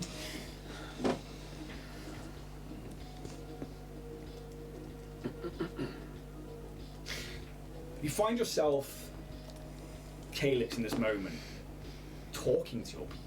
Back at Cassiopeia, airships in the sky, trade. And you see the Aslanti Star Empire taking an interest. And then you see the possibility of future, time, where there are so many possibilities where you could be part of the Empire, show them how strong you are with this thaumaturgy, with this mystic connection that you have, to, especially to Desna and to Traveller's Luck, dreams, and how you can become symbiotic with them. But there's always this sense of them looking down on you, because they are the prime race. And they will never not see themselves as the prime race over you. And then you see beings that look like Decimar, but they aren't. You get a sense that you are looking back in time as an archway, an Iodara opens, and these people arrive on Kashoria. You see them like a time lapse now, with like the sun constantly rising and setting as they evolve, they change until they become Decimar over hundreds and hundreds of years. Until you see Cassie appear. And you just get that sense that home isn't a planet. For you, it's your people. Give them options, give them choices, give them information. Let them make their own choices of how they want to proceed. But teach them, most of all, the values of your people. That is how you survive. You are short-lived, but you are beautiful. And you just see these wings burst from Calix. The same butterfly wings that you saw on that balcony. You are true to who you are. You don't need to try. You don't need to put pressure on saving them. Just share those values. The family, the love, the beauty and art. Home can be anywhere, as long as you feel safe. We'll pick up there next week. That was fucking beautiful, man. I'm just Oh sweating god, that my real eyes. got me there. That was gorgeous. Woo. That's a good question. I liked that. A lot of things happened in this episode that I was not ready for. And a lot of things happened that I was. I have, and I shit you not, a question I've spent about 2 hours writing something because I was like, they're definitely going to ask this. We totally didn't It's us, we're idiots. 1, 2, 4 pages. A4. Fucking rammed to the tits with lore. And Were we anywhere close to asking this question? yes. Oh. And no. But what I like Is that crit stick? is what you did. Yes. Did You did. Oh, if you've got one more cred stick, I mean, we are over time though, but I mean, I don't mind. What, one more cred stick to get the law. Answer this question. I mean, you can do if you want. Now is Give the us time for the I close it down. law. Could we pick that up next week? Yeah. So Yeah, go we'll- on then, sounds cred good. stick, give us the law. You got to tune in next week to find out the law. Yeah. It was a good ending, so we'll do it next week. It was good. I'll give Oh you shit, the... I'm not even here. Oh, Sorry. you're not? Okay, then I will run through this because I think I can read it faster than it writes. Okay. Cool. Shoot. As these wings burst with energy and you feel that connection disappearing now, like you're returning back to the material plane, and you have not been on the material plane for some time.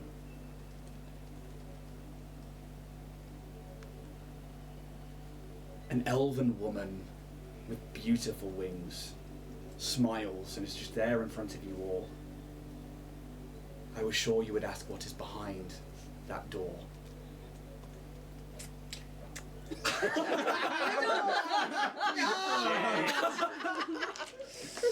Fucking dumbass. Fuck's sake. And as that image of that Iodara, that gate, that archway, you turn around and it's there.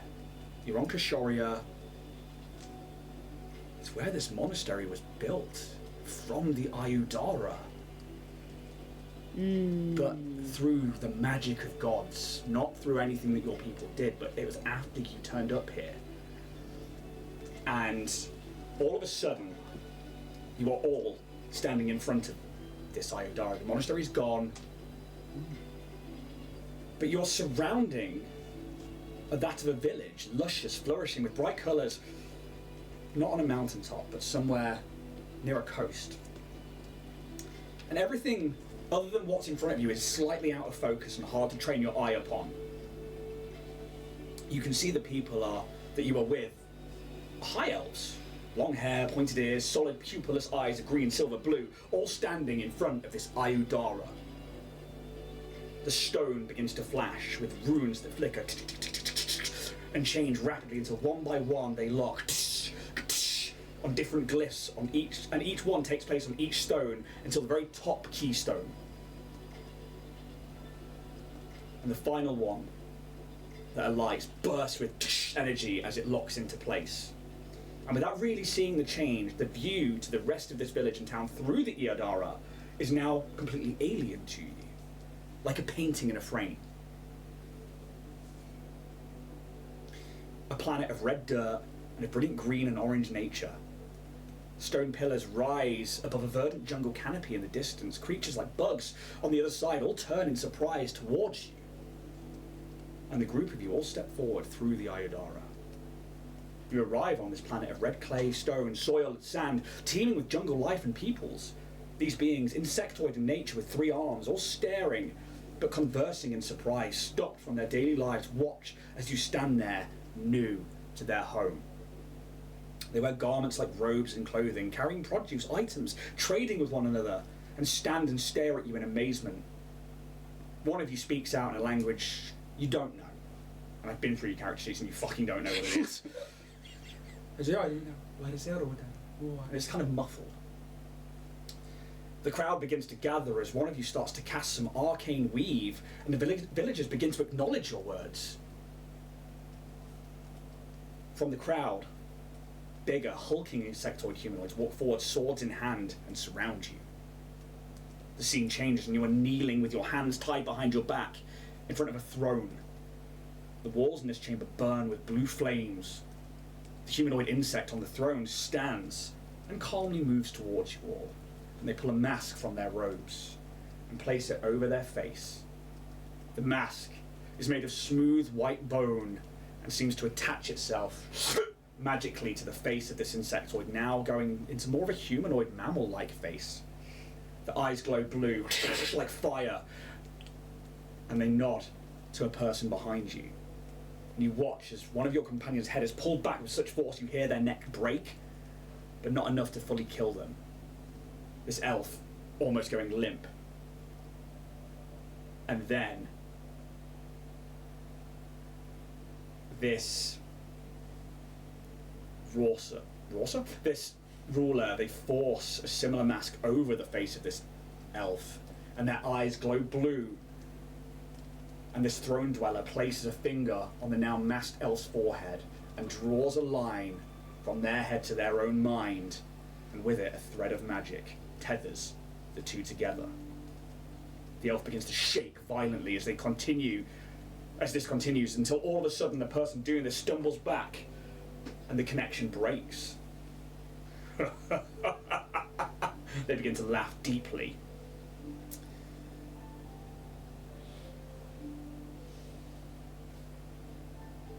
Slowly, as this face bone turns towards you all, another of your group manages to snap their bindings, turns and runs, but just as you all manage to turn your bodies around, this king, this throne ruler, is in front of the escapee as if they were always there. They already have the same mask in hand, and the elf runs directly face first into it.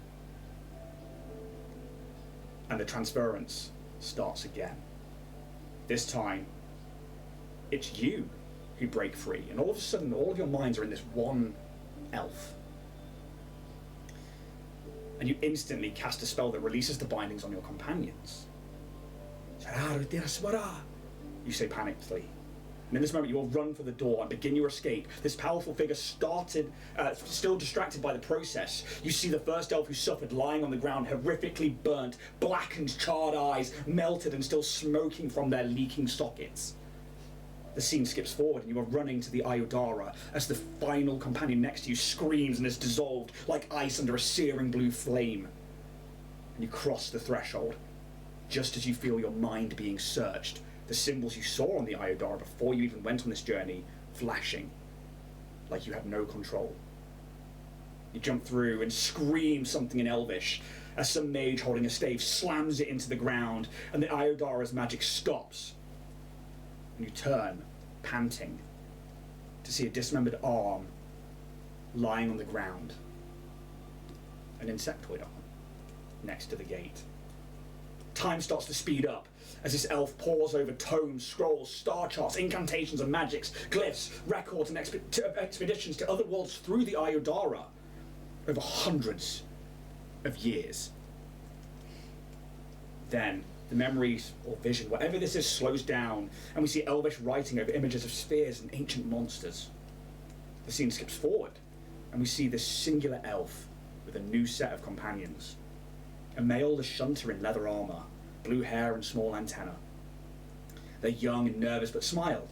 A Vesk, red, in scales with angry eyes that look as if they are ready to pull the first person they come into contact with apart. A few more elves in golden and green armor, and a grey-skinned human. Activating the Iodara with a nod to the same age as before, but with what looks like a few more age lines under their eyes. Books, tomes in hand, they step forward through the gate to a world so very different from the last visit they made there.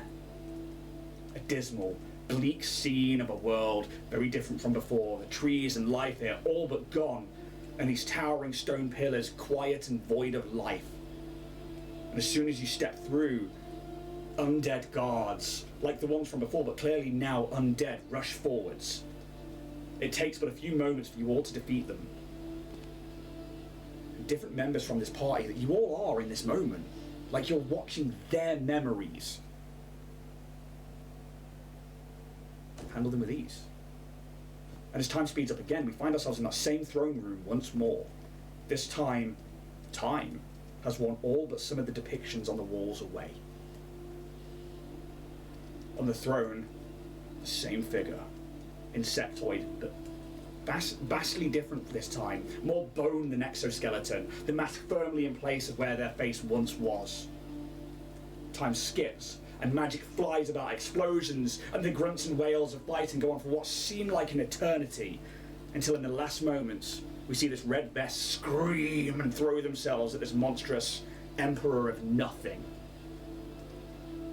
The bone mask snaps towards this Vesk as a blade of energy bursts from their mind, slashing the Vesk across their chest, blood splattering all over the bone mask of this entity. The Vesk lands, feet chest to the entity, and grabs the mask and begins to pull.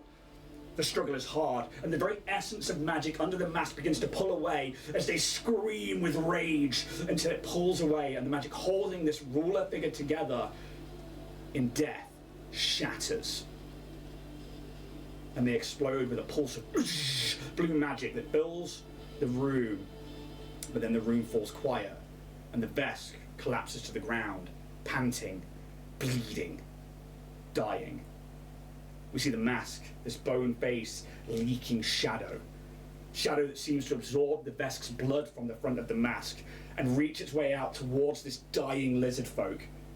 But then a delicate elven hand picks up the mask, and this elf moves towards the throne and places it on the seat. The scene starts skipping forwards, and we see a ritual in the same room. This grey-skinned humanoid, a Demai, is chanting and holding a guardian orb. But as the scene pulls back on the room, there are 5 of these orbs laid out in a line, hers being the central one.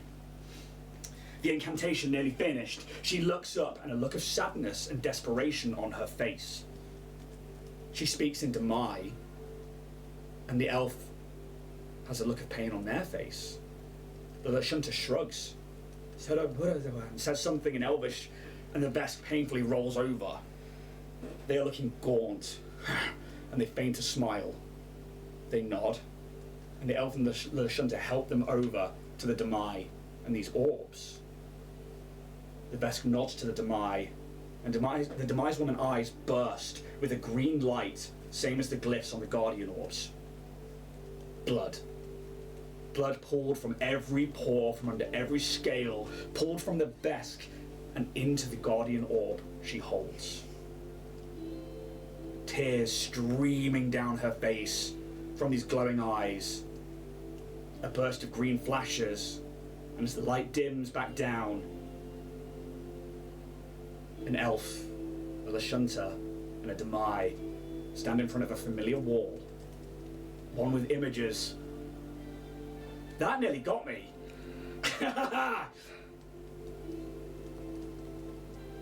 Wow.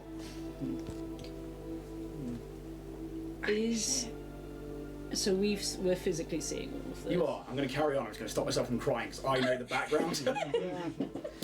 Whew, fuck. Stand in front of a familiar wall. One of the images of a strange insect creature descending from the sky and lizard-like warriors fighting them on the ground. In front of the wall, 4 statues of these bug-like creatures from so many years ago, all holding braziers, with no fire but with the 4 other Guardian orbs. The final in front of the Demai, now on a plinth central to this chamber. The Demai stands and wipes the tears away from her eyes and gestures to the other, who begin to collect the orbs from the statues, leaving the 5th on the central one in place on this plinth. The elf begins to cast some spells and magically carve words onto the wall that now bisects the throne room. These words you can see carved in Elvish, perfect, begin to carve into the stone as they pour their soul into this magic. But like all things pre-Gap, the words begin to blur to your eyes, even in this dream. The 4 other orbs, now in possession of the remaining party, leave this place, and we watch in flashes as they each leave a trace of magic behind to ward off anyone who may stumble across this place. Until we finally see the Iodara.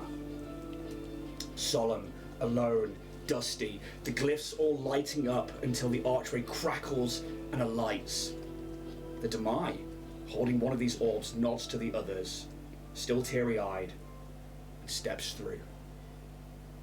They look back through the gate and nod as the elf waves his hand and the glyphs begin to change. And a new scene, when the new glyphs lock into place, unfolds through the gate. The Lashunta takes a breath, walks through into a medieval-looking scene where a tower looms in the background. Then once more, the elf waves their hand, and again the glyphs all begin to shift and change. They pull a chain from around their neck, and out comes a pendant, a holy symbol. That of a butterfly, painted with stars and moons, and they squeeze it and they close their eyes, and then they wave their hand, and they do not watch the glyphs, until eventually the gate stops on a mountaintop. A mountaintop you only see from your vision, the gate brimming with life. They actively avoid looking through the gate. They don't want to see the scene. And picking up one of the orbs at their feet, still looking down, they place their arms through the gate and just let go. Eyes shut tight, they step back from the gate, and while clutching the symbol of Desna again, they wave their hand and the Iodara begins to change. When it stops, they release the symbol, and it falls to their chest. Eyes still closed, take up the final orb, and step through the gate into the unknown. We'll see you next week. May those dice gods be ever in your favour, guys. See you later.